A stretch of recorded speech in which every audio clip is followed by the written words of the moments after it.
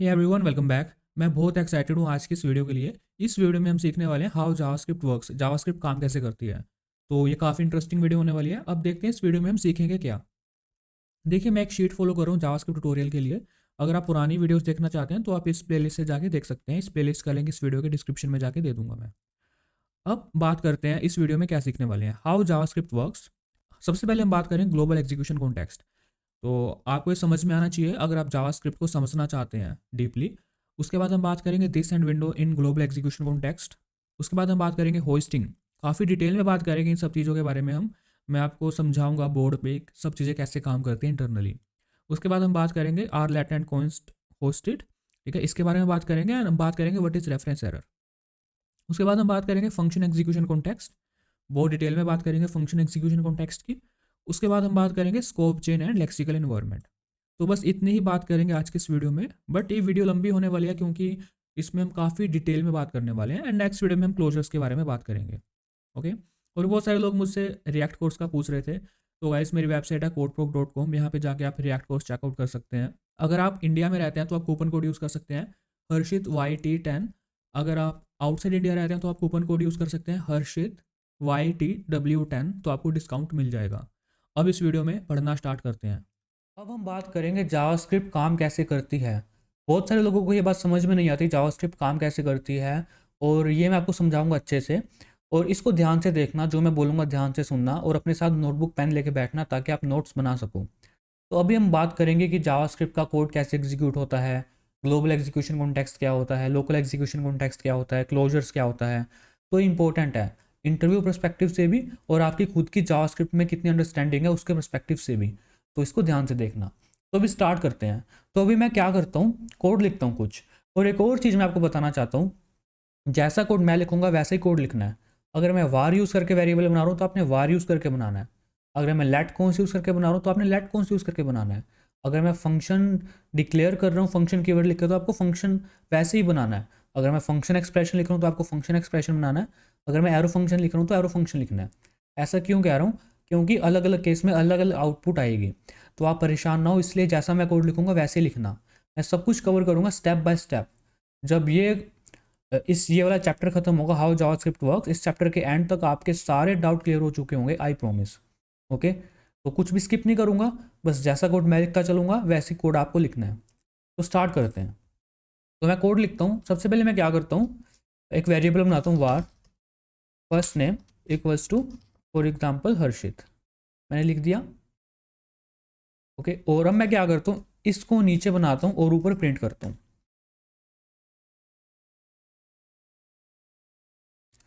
और मैं साथ में क्या करता हूँ, इसको प्रिंट करने के बाद मैं क्या करता हूँ, ऊपर इसके दो चीज़ें और प्रिंट कर देता हूँ, console.log this and console.log window. तो ये है। अभी मैं इसको सेव नहीं करूँगा, इसकी आउटपुट मैं नहीं देखूंगा। पहले समझते हैं जावास्क्रिप्ट का कोड कैसे एग्जीक्यूट होता है, क्या स्टेप होते हैं। ओके। सबसे पहले क्या होता है, सबसे पहले जो जावास्क्रिप्ट का कोड होता है वो होता है कंपाइल। देखिए, दो तरह की लैंग्वेज होती है। एक होती है जिसमें सिर्फ इंटरप्रेटर चलता है। पहली लाइन को इंटरप्रेट करेगा, उसका वो एग्जीक्यूट कर देगा, दूसरी लाइन करेगा उसको एग्जीक्यूट कर देगा। और कंपाइलर क्या करता है, कुछ लैंग्वेजेस ऐसी होती हैं जिसमें पहले सारा का सारा कोड हमारा कंपाइल होता है। मतलब एक तरह से आप ऐसा सोच सकते हो कि कोड के एग्जीक्यूट होने से पहले, मतलब पहली लाइन भी एग्जीक्यूट होने से पहले, कंपाइलर क्या करता है, हमारे सारे कोड को एक बार देखता है। क्या करता है, सारे कोड को एक बार देखता है। तो मैं इसको बोर्ड पे लेके चलता हूँ, इसको ना, इसको मैं यहाँ से कट करता हूँ, इसको ना यहाँ पे लेके चलता हूँ। मैं इस कोड को यहाँ पे लेके चलता हूँ। ओके। यहाँ पे मैंने क्या कहा, जावास्क्रिप्ट में सबसे पहला काम क्या होगा, हमारा कोड होगा कंपाइल। क्या होगा, कंपाइल। कंपाइल ये पहला काम होगा। और दूसरा काम क्या होगा, हमारा कोड एग्जीक्यूट होगा। दूसरा काम क्या होगा, हमारा कोड एग्जीक्यूट होगा। अब कंपाइल क्यों करना है, मतलब ऐसा भी तो हो सकता था ना कि हम पहली लाइन उठाएं उसको एग्जीक्यूट कर दें, दूसरी लाइन उठाएं उसको एग्जीक्यूट कर दें, तीसरी लाइन उठाएं उसको एग्जीक्यूट कर दें। तो कंपाइल क्यों करना। और जो कंपाइलेशन होती है ना, जो इस पहले फेज को आप बोल सकते हैं कंपाइलेशन फेज भी बोल सकते हैं आप। तो आप इसको कंपाइलेशन फेज भी बोल सकते हैं। तो कंपाइलेशन फेज भी तीन तीन पार्ट्स में होता है। सबसे पहले आप बोलते हैं इसको टोकनाइजिंग, टोकनाइजिंग, लैक्सिंग बोलते हैं। ओके, उसके बाद पार्सिंग होता है, और तीसरा क्या होता है, हमारा कोड जनरेशन होता है। क्या होता है? Code generation. देखिए, कंपाइलेशन फेज, कंपाइलर कैसे काम करता है, हमारा भी ये मोटिव नहीं है सीखना। हमारा मोटिव है कि जावास्क्रिप्ट का कोड कैसे एग्जीक्यूट होता है। बट आपको ये पता होना चाहिए कि पहले कोड कंपाइल होता है। अब ये देखते हैं कंपाइल कैसे होता है। ठीक है, देखिए कंपाइलेशन के मैंने कहा तीन तीन स्टेप्स होते हैं। पहला टोकनाइजिंग या फिर लैक्सिंग बोलते हैं इसको। तो इसमें क्या होता है, जो हमारा कोड होता है ना, इसको छोटे छोटे टुकड़ों में तोड़ देते हैं कोड को, और उन्हें छोटे छोटे चंक्स को हम बोलते हैं टोकन्स। ओके, एक तो ये हो गया। उसके बाद पार्सिंग होता है। पार्सिंग क्या करता है कि जो छोटे छोटे टुकड़े होते हैं उनको समझ के एक चीज़ होता है एब्स्ट्रैक्ट सिंटैक्स ट्री। तो एब्स्ट्रैक्ट सिंटैक्स ट्री बनता है, और फिर उस एब्स्ट्रैक्ट सिंटैक्स ट्री की हेल्प से हमारा कोड मतलब कि क्या होता है, एक हमारा एग्जीक्यूटेबल फॉर्मेट में एक हमारा कोड जनरेट होता है जिसको हम एग्जीक्यूट कर सकते हैं। तो ये होता है। अभी हम इसके डिटेल में नहीं जाएंगे, हम यहाँ पे कंपाइलर थ्योरी नहीं पढ़ रहे, आउट ऑफ स्कोप बात हो जाएगी। अभी ये बात आती है कि कंपाइल करना क्यों है कोड को। ये ऐसा भी तो कर सकते थे, पहली लाइन उठाई उसको एग्जीक्यूट कर दिया, दूसरी लाइन उठाई उसको एग्जीक्यूट कर दिया, जैसे कुछ दूसरी प्रोग्रामिंग लैंग्वेजेस में होता है। फॉर एग्जांपल बैश स्क्रिप्टिंग हो गई। तो क्यों है, तो इसको समझते हैं। और एक और चीज़ मज़े की बात मैं आपको बताना चाहता हूँ, एक्मा की जो एक्मा स्क्रिप्ट है उसकी जो ओरिजिनल डॉक्यूमेंट है उसमें कहीं पे नहीं लिखा कि आपको कोड कंपाइल करना है। ओके, तो आप सोच रहे होंगे भाई ये पागल हो गया क्या बोल रहे हैं। ये भी बोल रहा है कि पहले कोड कंपाइल होता है, और साथ में ये भी कह रहा है कि एक्मा स्क्रिप्ट की जो ऑफिशियल डॉक्यूमेंटेशन है उसमें कहीं पे मेंशन नहीं है कि आपको पहले कोड कंपाइल करना है। तो क्यों कंपाइल क्यों? देखिए, एक्मा स्क्रिप्ट की जो ऑफिशियल डॉक्यूमेंटेशन है उसमें ये नहीं लिखा कि कोड को कंपाइल करना है। बट जो एक्मा स्क्रिप्ट की जो official documentation, official specific spec है उसके, उसमें लिखा है कि जो आपका कोड है उसमें अर्ली एरर चेकिंग होनी चाहिए। मतलब कि कोड के एग्जीक्यूशन से पहले जो सिंटैक्स एरर है, कुछ इस तरह के एरर है, वो चेक होने चाहिए। तो मैं यहाँ पे लिख देता हूँ अर्ली एरर चेकिंग होनी चाहिए, अर्ली एरर चेकिंग होनी चाहिए हमारे कोड में। और साथ में जो वेरिएबल हैं जितने, उनका अप्रोप्रिएट स्कोप क्या है, किस स्कोप को बिलोंग करते हैं वो, अभी सब कुछ समझेंगे, आप चिंता मत करो। तो पहला तो हमने देख लिया अर्ली एरर चेकिंग होनी चाहिए। दूसरा क्या है, जितने भी वेरिएबल्स हैं वो किस स्कोप को बिलोंग करते हैं, उनका अप्रोप्रिएट स्कोप क्या है, वो भी कोड के एग्जीक्यूट होने से पहले पता होना चाहिए। मतलब यहाँ पे मैं लिख देता हूँ determining appropriate scope for variables. तो मैं पूरा नहीं लिख रहा, determining appropriate scope for variables, determining appropriate scope for variables. तो यहाँ पे दो काम होने चाहिए। अब इन दो काम को करने के लिए आपको कोड को पार्स करना ही पड़ेगा, सारे के सारे कोड को एग्जीक्यूट करने से पहले पार्स करना ही पड़ेगा। तो इसीलिए जो कंपाइल होता है हमारा जावास्क्रिप्ट का कोड। अब यहाँ पे अब कंपाइल कैसे करना है, क्या क्या, तो ये इसका कोई ओपिनियन नहीं दिया एक्मा ने। तो इसलिए जो डिफरेंट ब्राउजर्स है उनकी डिफरेंट डिफरेंट टेक्निक्स हो सकती हैं। वो क्या ब्राउजर्स क्या चाहते हैं, हमारा कोड ज़्यादा से ज़्यादा ऑप्टिमाइज हो, तो वो भी क्या करते हैं, तो वो हमारे कोड को कंपाइल करते हैं, रिकम्पाइल भी करते हैं बीच में जब हम अपने कोड को एग्जीक्यूट करते हैं। वो कुछ मेटा इन्फॉर्मेशन भी स्टोर करके रख सकते हैं कंपाइलेशन फेज के दौरान, ताकि हमारी परफॉर्मेंस बूस्ट हो सके। ओके, बट यहाँ पे जो कंक्लूजन क्या है, जो मैंने इतना बोला उसका कंक्लूजन क्या है, हमारे कोड में पहली लाइन भी एग्जीक्यूट होने से पहले हमारा कोड कंपाइल होता है। ठीक है, कंपाइल। अब यहाँ पे मैंने बता दिया आपको क्या होता है, टोकनाइजिंग या टोकनाइजेशन बोल सकते हैं आप इसको। इसमें क्या होता है, जो हमारा कोड होता है उसको छोटे छोटे चंक्स में डिवाइड कर देते हैं हम। ठीक है, और फिर हम उसको पार्स करते हैं, पार्स करके हमारे पास बनता है एब्स्ट्रैक्ट सिंटैक्स ट्री, और उसके बाद कोड जनरेशन होता है जिसको हम एग्जीक्यूट कर सकते हैं। ओके, अब यहाँ पे कंपाइल करना क्यों है, अर्ली एरर चेकिंग के लिए और determining appropriate scope for variable. अब पहले स्टेप की बात करते हैं, मतलब अर्ली एरर चेकिंग, इसका मतलब क्या है, समझ रहे हो। अब मैं क्या करता हूँ, यहाँ पे आता हूँ दोबारा।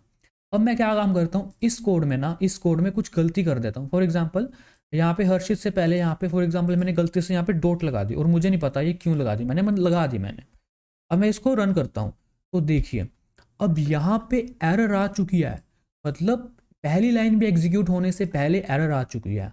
ये हमने क्या कर लिया, सिंटैक्स एरर पहले ही पकड़ ली। ये क्या क्यों पकड़ी गई, क्योंकि हमारा कोड पहले एक बार सारा का सारा पार्स हुआ था, इसलिए हम यहाँ पे पकड़ पाई इस एरर को। अगर हमारा कोड सारा का सारा पार्स ना हुआ होता, अगर हम क्या करते, अगर हम पहली लाइन उठा के कोड को एग्जीक्यूट कर देते, दूसरी को एग्जीक्यूट कर देते, तीसरी को एग्जीक्यूट कर देते, चौथी में एरर आती ना। अभी नहीं हुआ, अभी सारा कोड रन होने से पहले एरर आ गई, तो इसीलिए हमें पार्सिंग ज़रूरी है। अब एक और स्टेप के बारे में बात की मैंने, जो कि क्रूशल है, जो कि इंपॉर्टेंट है, वो क्या है, determining appropriate scope for variables. अब इसको समझते हैं। मैं क्या काम करता हूँ, इसको ना, तो नए पेज पे आता हूँ मैं, तो यहाँ पे ये जो है इसको मैं यहाँ से कॉपी कर लेता हूँ एक बार। ओके, अब मेरे कहने का मतलब क्या था, मैंने यहाँ पे एक चीज़ लिखी थी कि कंपाइल क्यों होता है, पार्स क्यों होता है हमारा कोड, ताकि ताकि हमें पता चल सके कि कौन सा वेरिएबल, ताकि हमें पता चल सके कौन सा वेरिएबल कहाँ बिलोंग करता है, किस स्कोप में बिलोंग करता है, कहाँ पे उसकी जगह है, कहाँ तक हम उसे एक्सेस कर सकते हैं। तो ये सब होता है। तो ये कोड को एग्जीक्यूट करने से पहले ही डिसाइड हो चुका होता है। कोड को एग्जीक्यूट करने से पहले ही जावास्क्रिप्ट को पता होता है कि भाई ये वेरिएबल की जगह यहाँ पे है, इस स्कोप में है, इस वेरिएबल का स्कोप ये है, अगर हमने ये वेरिएबल कहाँ तक एक्सेसिबल है, इस स्कोप तक एक्सेसिबल है, ये सब कुछ डिसाइड होता है। अब वो कैसे होता है वो बताता हूँ मैं, ठीक है। तो देखिए, तो जावास्क्रिप्ट क्या करता है ना, देखिए, कंपाइल जब हमारा कोड पार्स होता है तो वो देख लेता है कि कितने वेरिएबल है। ये है अभी एक ही वेरिएबल है हर्षित, तो वो पता है ये हर्षित कहाँ पे है, ये सॉरी फर्स्ट नेम, एक ही वेरिएबल है फर्स्ट नेम, तो फर्स्ट नेम कहाँ पे है, क्या फर्स्ट नेम किसी फंक्शन में है क्या, ना फंक्शन में है क्या, फंक्शन में तो नहीं है। जब कोई चीज़ जो जो जावास्क्रिप्ट का कोड फंक्शन में नहीं होता, जो जावास्क्रिप्ट का कोड किसी फंक्शंस में नहीं होता, वो कहाँ पे होता है, ग्लोबल स्कोप में होता है, ग्लोबल मेमोरी में होता है। तो जावास्क्रिप्ट को पता है कि एक वेरिएबल है फर्स्ट नेम और वो किसको बिलोंग करता है, ग्लोबल स्कोप को बिलोंग करता है वो। तो यहाँ पे मैं एक लाइन लगा लेता हूँ और लिख लेता हूँ यहाँ पे जावास्क्रिप्ट को पता है, ये पूरे को जावास्क्रिप्ट मान लेगी ग्लोबल स्कोप। जावास्क्रिप्ट किसको मान लेगी कि ये ग्लोबल स्कोप है, ये क्या है, ये ग्लोबल स्कोप है, और इस ग्लोबल स्कोप को बिलोंग करता है फर्स्ट नेम नाम का वेरिएबल। फर्स्ट नेम नाम का वेरिएबल इस ग्लोबल स्कोप को बिलोंग करता है। ये इन्फॉर्मेशन, ये इतनी इन्फॉर्मेशन जावास्क्रिप्ट को अपने कोड को एग्जीक्यूट करने से पहले ही पता है। ये वेरिएबल नहीं बनेगा, वेरिएबल नहीं बनेगा, जावास्क्रिप्ट के पास इंस्ट्रक्शन है। क्या इंस्ट्रक्शन है कि ग्लोबल स्कोप में एक वेरिएबल है फर्स्ट नेम, या हम कह सकते हैं फर्स्ट नेम कहाँ बिलोंग करता है, इस ग्लोबल स्कोप में बिलोंग करता है। तो ये इन्फॉर्मेशन कोड को एग्जीक्यूट करने से पहले है। ये काम है कंपाइल का। अभी मैंने कोई फंक्शन नहीं ऐड किया, हम इस डायग्राम को बार बार बना के देखेंगे। हम फंक्शंस की बात करेंगे, फंक्शंस के केस में क्या होता है, फंक्शंस के अंदर फंक्शन है उस केस में क्या होता है, सब बात करेंगे, चिंता मत करो। अभी आपको इतना समझ आ गया, मैं एक बार रिवाइज करा देता हूँ मैंने क्या क्या समझाया अभी तक। मैंने आपको कहा कि पहली लाइन में एग्जीक्यूट होने से पहले क्या होता है, हमारा कोड कंपाइल होता है। ठीक है, कंपाइल क्यों होता है, दो रीजंस की वजह से कंपाइल होता है।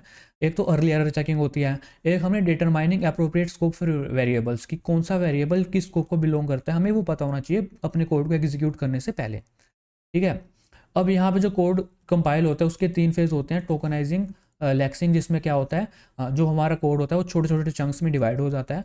पार्सिंग क्या होता है, उन चंक्स को यूज़ करके हम बनाते हैं एब्स्ट्रैक्ट सिंटैक्स ट्री, और एब्स्ट्रैक्ट सिंटैक्स ट्री की हेल्प से हम कुछ ऐसा एग्जीक्यूटेबल कोड जनरेट करते हैं जिसको हम आगे एग्जीक्यूट कर सके। समझ रहे हो। तो ये कंपाइलेशन फेज, कंपाइलेशन कैसे होती है ये कोई नहीं पूछेगा इंटरव्यू में, बिलीव मी, इतना कोई नहीं पूछेगा, कंपाइलर थ्योरी नहीं पूछेंगे आपसे इंटरव्यू में, बट आपको नॉलेज पता होना चाहिए कि पहले हमारा कोड कंपाइल होता है, इसलिए मैंने आपको बता दिया। अब यहाँ पे अर्ली एरर चेकिंग मैंने आपको बता दिया, एक एग्जांपल भी दे दिया क्या होता है अर्ली एरर चेकिंग में। फॉर एग्जांपल यहाँ पे सिंटैक्स एरर थी, इसने पहले ही पकड़ ली, और भी कुछ एरर्स होती हैं जो ये पहले ही पकड़ लेता है, सारी एरर्स नहीं पकड़ेगा पहले, क्योंकि जावास्क्रिप्ट के लिए ये भी इंपॉर्टेंट है कि जल्द से जल्द काम खत्म करे ये वाला। ठीक है, अभी यहाँ पे और बात करते हैं। तो अर्ली एरर चेकिंग हो गया, ठीक है, और determining appropriate scope for variables, जो कि इंपॉर्टेंट है। अब जावास्क्रिप्ट को पहले ही पता है कि एक वेरिएबल है फर्स्ट नेम और वो कहाँ बिलोंग करता है, ग्लोबल स्कोप में बिलोंग करता है वो। समझ रहे हो। तो अभी तक हमने ये सीखा, आई होप आपको इतना समझ आ चुका होगा कि पहला फेज क्या है, जावास्क्रिप्ट का पहला फेज क्या है, कंपाइलेशन फेज। कंपाइलेशन फेज बोलते हैं, कई लोग इसको पार्सिंग बोलते हैं, पार्सिंग फेज बोल देते हैं, इट डजंट मैटर, बट ये होना चाहिए कि हमारा कोड एक बार सारा का सारा पार्स होता है। इन 2 रीजंस की वजह से, ये 2 रीज़न है जिसकी वजह से हमारा कोड पार्स होता है। और उसके बाद कोड एग्जीक्यूट कैसे होता है वो अब बात करेंगे। अभी तक हमने बात की फर्स्ट फेज की, और इस फेज की मैं बार बार बात करूंगा जब मैं कोई नया कोड लिखूंगा, इन दोनों फेज की मैं हर बार बात करूंगा, तो ताकि आपको अच्छे से क्लियर हो जाए। समझ रहे हो। और सॉरी गाइस, मैं ज़्यादा रिपीट कर रहा हूँ चीज़ों को, क्योंकि मैं नहीं चाहता कि कोई भी ऐसा हो जिसको थोड़ी सी दिक्कत आए समझने में। अब बात करेंगे कोड एग्जीक्यूट कैसे होता है जावास्क्रिप्ट का। हमने बात कर ली कंपाइलेशन फेज़ की। तो कंपाइलेशन फेज़ दो रीजंस की वजह से होता है। अर्ली एरर चेकिंग करनी होती है हमें, और हमें डिटरमाइन करना होता है अप्रोप्रिएट स्कोप क्या है वेरिएबल्स के लिए। तो कंपाइलेशन फेज़ के दौरान, कंपाइलेशन फेज़ के बाद हमें ये पता है कि फर्स्ट नेम नाम का वेरिएबल कहाँ पे बिलोंग करता है, ग्लोबल स्कोप में। फर्स्ट नेम नाम का वेरिएबल कहाँ पे है, ग्लोबल स्कोप में। ये वेरिएबल क्रिएट नहीं हुआ, जावास्क्रिप्ट के पास ये सिर्फ इन्फॉर्मेशन है कि अगर फर्स्ट नेम नाम का वेरिएबल होगा तो वो कहाँ पे है, ग्लोबल स्कोप में है। समझ गए इतना। अब सेकंड फेज इंपॉर्टेंट है, जो कि है कोड एग्जीक्यूशन फेज। क्या है कोड एग्जीक्यूशन फेज? जावास्क्रिप्ट में जितना भी कोड होता है वो एग्जीक्यूशन कॉन्टेक्स्ट के अंदर ही एग्जीक्यूट होता है। मतलब कोड को एग्जीक्यूट करने के लिए हमें एग्जीक्यूशन कॉन्टेक्स्ट क्रिएट करना होगा। क्या करना होगा? कोड को एग्जीक्यूट करने के लिए एग्जीक्यूशन कॉन्टेक्स्ट क्रिएट करना होगा। और सबसे पहले जो एग्जीक्यूशन कॉन्टेक्स्ट क्रिएट होता है उसको हम बोलते हैं ग्लोबल एग्जीक्यूशन कॉन्टेक्स्ट। क्या बोलते हैं? Global execution context. Global execution context क्या बोलते हैं? Global execution context. अब ये ग्लोबल एग्जीक्यूशन कॉन्टेक्स्ट क्या है और कैसे काम करता है, इसके बारे में अब हम बात करेंगे। ओके, तो स्टार्ट करते हैं। तो मैं एक काम करता हूँ, इसको यहाँ पे कॉपी करके ले चलता हूँ, इतने कोड को, जिसको हम एग्जीक्यूट करेंगे अभी।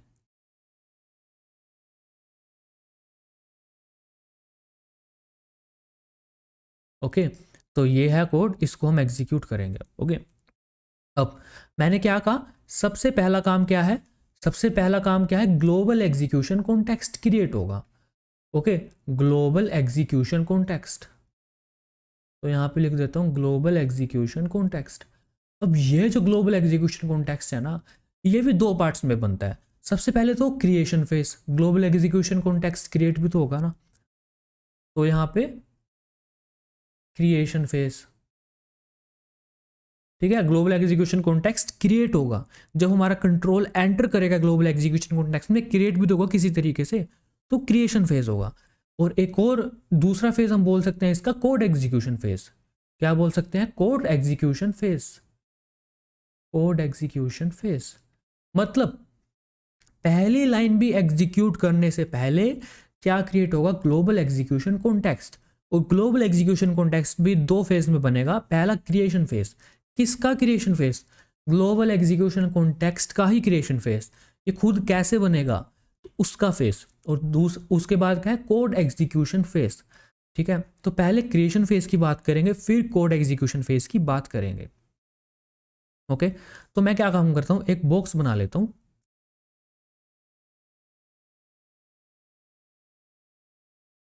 तो मैं काम करता हूँ, एक बॉक्स बना लेता हूँ। ठीक है, यहाँ पे दो फेज की बात कर रहा हूँ ना मैं, तो यहाँ पे दो फेज की बात कर रहा हूँ मैं, तो दोनों फेज यहाँ पे लिख लूंगा मैं। तो यहाँ पे पहला जो फेज है इसको मैं बोल देता हूँ क्रिएशन फेज। क्या है? Creation phase, creation phase, CREATION, creation phase पहला फेज। और जो दूसरा फेज है वो क्या है? Code execution phase. तो मैं कोड एग्जीक्यूशन को CE लिख लेता हूँ। तो जब ग्लोबल एग्जीक्यूशन कॉन्टेक्स्ट क्रिएट होता है तो क्या क्या होता है उसके बारे में बात करते हैं। देखिए, जब ग्लोबल एग्जीक्यूशन कॉन्टेक्स्ट क्रिएट होता है तब हमारे पास तो जितने भी वेरिएबल्स हैं, मतलब फॉर एग्जांपल ये फर्स्ट नेम नाम का वेरिएबल है, ठीक है। फर्स्ट नेम नाम का वेरिएबल हमें ऑलरेडी मालूम है कि ग्लोबल स्कोप में फर्स्ट नेम, जो फर्स्ट नेम वेरिएबल है जो ग्लोबल स्कोप में को बिलोंग करता है। जब ग्लोबल एग्जीक्यूशन कॉन्टेक्स्ट क्रिएट होगा तो फर्स्ट नेम वेरिएबल क्रिएट हो जाएगा। मतलब फर्स्ट नेम नाम का वेरिएबल है, फर्स्ट नेम नाम का वेरिएबल किसके इक्वल हो जाएगा? फर्स्ट नेम नाम का वेरिएबल हो जाएगा अनडिफाइंड। पहली लाइन में एग्जीक्यूट करने से पहले फर्स्ट नेम नाम का वेरिएबल अनडिफाइंड हो जाएगा। क्या हो जाएगा? अनडिफाइंड। यहाँ पे मैंने वार यूज करके वेरिएबल बनाया, तो वार के केस में अनडिफाइंड हो जाएगा। लेट एंड कॉन्स के केस में बताऊंगा क्या होगा, बट वार के केस में अनडिफाइंड हो जाएगा। और जब ग्लोबल एग्जीक्यूशन कॉन्टेक्स्ट क्रिएट होता है तब हमारे दिस दिस की वैल्यू, जो दिस होता है उसकी वैल्यू सेट होती है। अब ग्लोबल एग्जीक्यूशन कॉन्टेक्स्ट होता है ना, वो उसमें जो दिस है ना उसकी वैल्यू डिपेंड करती है कि आप अपना कोड कहाँ पे एग्जीक्यूट कर रहे हो। अगर आप ब्राउजर में देखोगे आउटपुट तो डिफरेंट आएगा, अगर आप नोड जेएस के इन्वायरमेंट में देखोगे तो डिफरेंट आएगा। बट अभी हम ब्राउजर की बात कर रहे हैं, तो ब्राउजर के केस में जो दिस होता है इसकी वैल्यू विंडो के इक्वल सेट होती है। विंडो विंडो एक ऑब्जेक्ट होता है जो कि प्रेजेंट होता है हमारे पास ऑलरेडी, ये ब्राउजर प्रोवाइड करता है। कौन प्रोवाइड करता है विंडो ऑब्जेक्ट? ब्राउजर प्रोवाइड करता है विंडो ऑब्जेक्ट। तो ये भी हमारे पास प्रेजेंट होता है मेमोरी के अंदर। तो यहाँ पे विंडो ऑब्जेक्ट होता है जो कि जिसमें क्या होता है, की वैल्यू पेयर होते हैं, बहुत सारे प्रॉपर्टीज होती हैं। तो ये ऑलरेडी पहले से प्रेजेंट होता है, ये ब्राउजर हमें दे देता है, ठीक है। और दिस की वैल्यू भी विंडो होती है, और जितने वेरिएबल्स हैं वो क्रिएट हो जाते हैं क्रिएशन फेज के दौरान, ठीक है। तो ये आप देख सकते हैं, आप ऐसा नहीं लग रहा कि इन्वायरमेंट जितने भी वेरिएबल्स हैं वो सारे के सारे हैं। तो मैं इसको क्रिएशन फेज के दौरान ये सब काम होगा। तो मैं इस बॉक्स को ना आपकी समझ के लिए मैं यहाँ पे इसको मेमोरी बोल देता हूँ, इसको बोल देता हूँ मैं ग्लोबल मेमोरी बोलूँगा इसको मैं, क्योंकि ये सब ग्लोबल मेमोरी के अंदर प्रेजेंट हैं। तो इसको मैं ग्लोबल मेमोरी बोलूँगा। तो ये क्रिएट हुआ, कब क्रिएट हुआ? ये सब कुछ मेरे पास अवेलेबल हुआ, कब अवेलेबल हुआ? ये मेरे पास अवेलेबल हुआ क्रिएशन फेज के दौरान। किसके क्रिएशन फेज के दौरान? ग्लोबल एग्जीक्यूशन कॉन्टेक्स्ट के क्रिएशन फेज के दौरान। समझ रहे हो?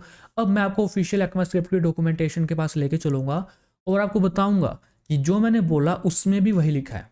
ओके, तो दिखाता हूँ मैं आपको। ओके, तो ऑफिशियल ECMAScript की डॉक्यूमेंटेशन है। अब इसको देखते हैं। देखिए, एंटरिंग एन एग्जीक्यूशन कॉन्टेक्स्ट, ठीक है।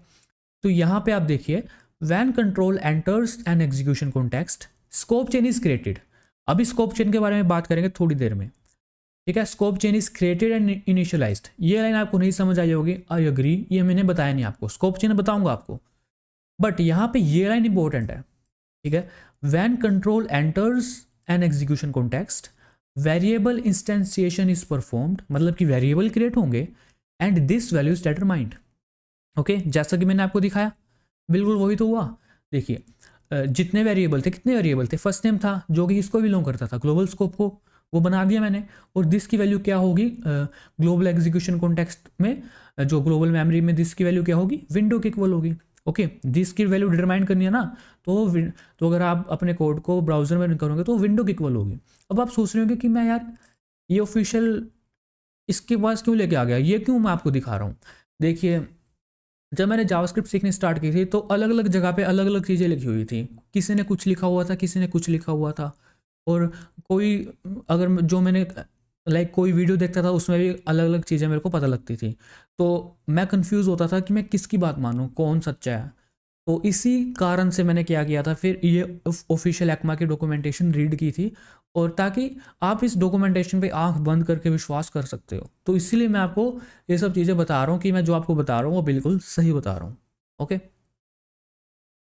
अब यहाँ पे ये दिस की value depends on the type of code being entered. तो अब यहाँ पे आप देख सकते हैं ग्लोबल कोड में जो दिस की वैल्यू है वो ग्लोबल ऑब्जेक्ट होती है।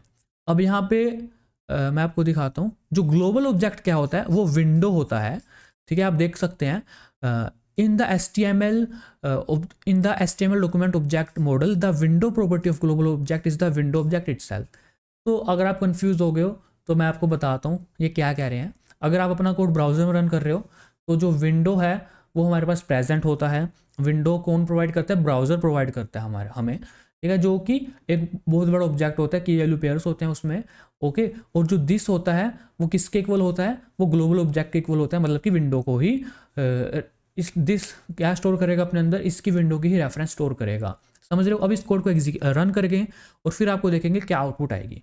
अब ये तो हो गया क्रिएशन फेज के दौरान हमारे पास ग्लोबल मेमोरी के अंदर ये चीज़ें प्रेजेंट हो चुकी हैं, ये चीज़ें क्या हो चुकी हैं? प्रेजेंट हो चुकी हैं। अब कोड एग्जीक्यूट करना है। अब जावास्क्रिप्ट जो है ना वो खुद तो सिंक्रोनस प्रोग्रामिंग लैंग्वेज है। क्या है? सिंक्रोनस प्रोग्रामिंग लैंग्वेज है जावास्क्रिप्ट। अब आप सोच रहे होंगे यार ये क्या बोल रहा है, इसने खुद तो अभी एसिंक्रोनस जावास्क्रिप्ट पढ़ानी है और अब ये खुद कह रहा है सिंक्रोनस प्रोग्रामिंग लैंग्वेज है। जावास्क्रिप्ट खुद एक सिंक्रोनस प्रोग्रामिंग लैंग्वेज है, खुद वो एसिंक्रोनस नहीं है, खुद सिंक्रोनस है। सब सिंक्रोनस का मतलब क्या होता है? सिंक्रोनस का मतलब होता है जब हमारा कोड एग्जीक्यूट होगा तो अगर पहली लाइन एग्जीक्यूट हो रही है, जब तक पहली लाइन कंप्लीट नहीं हो जाती तब तक दूसरी लाइन एग्जीक्यूट होना स्टार्ट नहीं होगी। जब तक दूसरी लाइन एग्जीक्यूट नहीं होती तब तक तीसरी लाइन एग्जीक्यूट होना स्टार्ट नहीं होगी। ये होता है सिंक्रोनस प्रोग्रामिंग। अब आप सोच रहे होंगे जब जावास्क्रिप्ट सिंक्रोनस प्रोग्रामिंग लैंग्वेज है तो एसिंक्रोनस जावास्क्रिप्ट कहाँ से आई? वो एसिंक्रोनस वाले फीचर हैं वो जावास्क्रिप्ट के पास खुद के पास नहीं है, वो ब्राउज़र प्रोवाइड करता है। अभी थोड़ी देर में नेक्स्ट वीडियो में हम बात करेंगे एसिंक्रोनस जावास्क्रिप्ट की, तो अभी आपको समझ आएगा कि एसिंक्रोनस जावास्क्रिप्ट कैसे काम करती है। बट जावास्क्रिप्ट खुद एक सिंक्रोनस प्रोग्रामिंग लैंग्वेज है। मतलब अगर आपसे कोई पूछे जावास्क्रिप्ट सिंक्रोनस प्रोग्रामिंग लैंग्वेज है या एसिंक्रोनस प्रोग्रामिंग लैंग्वेज है, आपने कहना है जावास्क्रिप्ट एक सिंक्रोनस प्रोग्रामिंग लैंग्वेज है। और जावास्क्रिप्ट क्या है? सिंगल थ्रेडेड, मतलब सिंगल थ्रेडेड है। मतलब सिंगल थ्रेड का मतलब सिंगल थ्रेड ही हमारे कोड को एग्जीक्यूट करेगा। जब तक एक लाइन कंप्लीट नहीं हो जाती तब तक दूसरी लाइन एग्जीक्यूट नहीं कर सकते। थ्रेड क्या करेगा? जब तक ये लाइन पूरी फिनिश नहीं हो जाती तब तक सेकंड लाइन पे मूव नहीं करेगा। ओके, तो अभी तक हमने क्या सीखा? Global execution context, global execution context create होगा। क्रिएशन फेज के दौरान हमारे पास ये चीज़ें अवेलेबल होगी। एक विंडो होगा जो कि किसके इक्वल होगा? एक बहुत बड़े ऑब्जेक्ट के इक्वल होगा जिसमें बहुत सारे की वैल्यू पेयर्स होंगे और एक वेरिएबल बन जाएंगे। फर्स्ट नेम नाम का वेरिएबल वार से बनाया मैंने, तो अनडिफाइंड हो जाएगा। और दिस है वो किसके इक्वल सेट हो जाएगा? विंडो के इक्वल सेट हो जाएगा। लेकिन दिस क्या स्टोर करेगा अपने अंदर? विंडो की रेफरेंसेस स्टोर करेगा। अभी क्या मतलब है इसका भी आपको समझ में आ जाएगा। इसके बाद हम कोड को एग्जीक्यूट करते हैं। अब कोड को एग्जीक्यूट करना है लाइन बाय लाइन। कैसे एग्जीक्यूट करना है? Line by line. तो इस कोड को एग्जीक्यूट करना स्टार्ट करते हैं लाइन बाय लाइन। तो स्टार्ट करते हैं। अब पहली लाइन एग्जीक्यूट होगी। पहली लाइन क्या होगी? एग्जीक्यूट होगी। ये कह रहा है console dot log this, console dot log करने दिस। तो यहाँ पे मैं क्या करता हूँ? यहाँ पे console बना लेता हूँ, किसी और कलर से बना लेता हूँ। तो यहाँ पे मैं console बना लेता हूँ। तो जो भी आउटपुट होगी मैं यहाँ पे लिखूंगा। सबसे पहले console पे प्रिंट करने दिस। अब देखेंगे दिस क्या है? दिस किसके इक्वल है? जो विंडो है वो उसी के इक्वल है। मतलब कि एक ऑब्जेक्ट प्रिंट हो जाएगा। कौन सा ऑब्जेक्ट प्रिंट हो जाएगा? विंडो ऑब्जेक्ट यहाँ पे प्रिंट हो जाएगा। मैं यहाँ पे लिख देता हूँ, यहाँ पे विंडो ऑब्जेक्ट कुछ इस तरह से लिख देता हूँ डिनोट करने के लिए। विंडो ऑब्जेक्ट प्रिंट हो जाएगा। उसके बाद क्या है? विंडो। अब विंडो भी प्रेजेंट है मेरे पास, तो यहाँ पे दोबारा से दूसरा फर्स्ट लाइन फिनिश हो चुकी है। फर्स्ट लाइन ने क्या किया? यहाँ पे ये काम किया। अब सेकंड लाइन क्या कह रही है? Window console dot log window को प्रिंट करो। तो विंडो को प्रिंट कर देंगे। तो सेकंड लाइन भी फिनिश हो चुकी है। दो लाइन फिनिश हो चुकी है। अब थर्ड लाइन इज इंपॉर्टेंट। अब यहाँ पे क्या करें? Console dot log first name को प्रिंट करो। अब फर्स्ट नेम है क्या हमारे पास? फर्स्ट नेम क्या है? अनडिफाइंड। क्योंकि जब हम ग्लोबल एग्जीक्यूशन कॉन्टेक्स्ट में हम एंटर हुए थे, जब क्रिएट हुआ था वो, तो वेरिएबल बन चुके थे और फर्स्ट नेम क्या था? अनडिफाइंड था। क्योंकि इसकी वैल्यू किसके इक्वल सेट हो जाएगी? अनडिफाइंड के इक्वल सेट हो जाएगी। तो यहाँ पे थर्ड लाइन से क्या होगा? यहाँ पे अनडिफाइंड प्रिंट हो जाएगा। क्या प्रिंट हो जाएगा? अनडिफाइंड प्रिंट हो जाएगा। समझ रहे हो? अनडिफाइंड आ गया। अब चौथी लाइन क्या कह रही है? चौथी लाइन कह रही है वार फर्स्ट नेम इक्वल्स टू हर्षित। अब चौथी लाइन कह रही है कि जो फर्स्ट नेम की वैल्यू है ना, इसको हटा दो, इसको हटा दो और यहाँ पे इसको हटा के क्या कर दो? इसको हटा के कर दो हर्षित कर दो। इसको हटा के हर्षित कर दो। ये चौथी लाइन कह रही है। चौथी लाइन भी फिनिश। अब यहाँ पे ना एक और लाइन यहाँ पे ऐड कर लेता हूँ मैं अपने कोड में। तो यहाँ पे एक और लाइन ऐड करूँगा। तो यहाँ पे एक और लाइन ऐड करता हूँ। इसके बाद मैं एक बार और फिर से फर्स्ट नेम को प्रिंट करूँगा। मैंने अभी इस कोड को एग्जीक्यूट नहीं किया, अभी इसको रन नहीं किया, इसको रन करूँगा मैं। तो एक और लाइन मैं यहाँ पे ऐड कर लेता हूँ। तो यहाँ पे अभी कोड कुछ ऐसा दिख रहा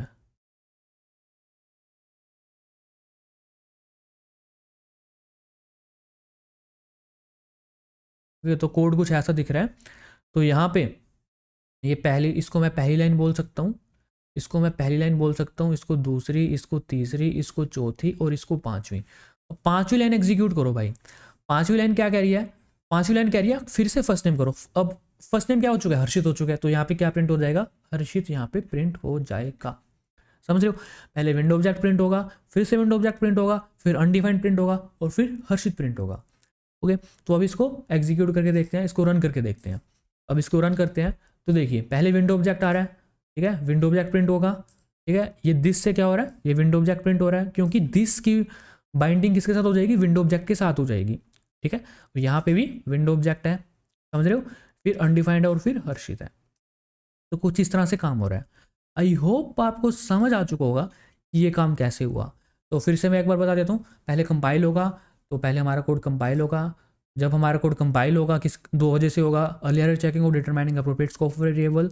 और यहाँ पे जब कोड कंपाइल होगा तो हमें पता लगेगा कि ग्लोबल जो फर्स्ट नेम वेरिएबल है वो किसको बिलोंग करता है, ग्लोबल स्कोप को बिलोंग करता है। उसके बाद हमारा कोड एग्जीक्यूट होगा। जब हमारा कोड एग्जीक्यूट होगा तो हमें पता चलेगा कि हमें ग्लोबल एग्जीक्यूशन कॉन्टेक्स्ट क्रिएट करना है। जब ग्लोबल एग्जीक्यूशन कॉन्टेक्स्ट क्रिएट होगा तो दिस की वैल्यू सेट होगी।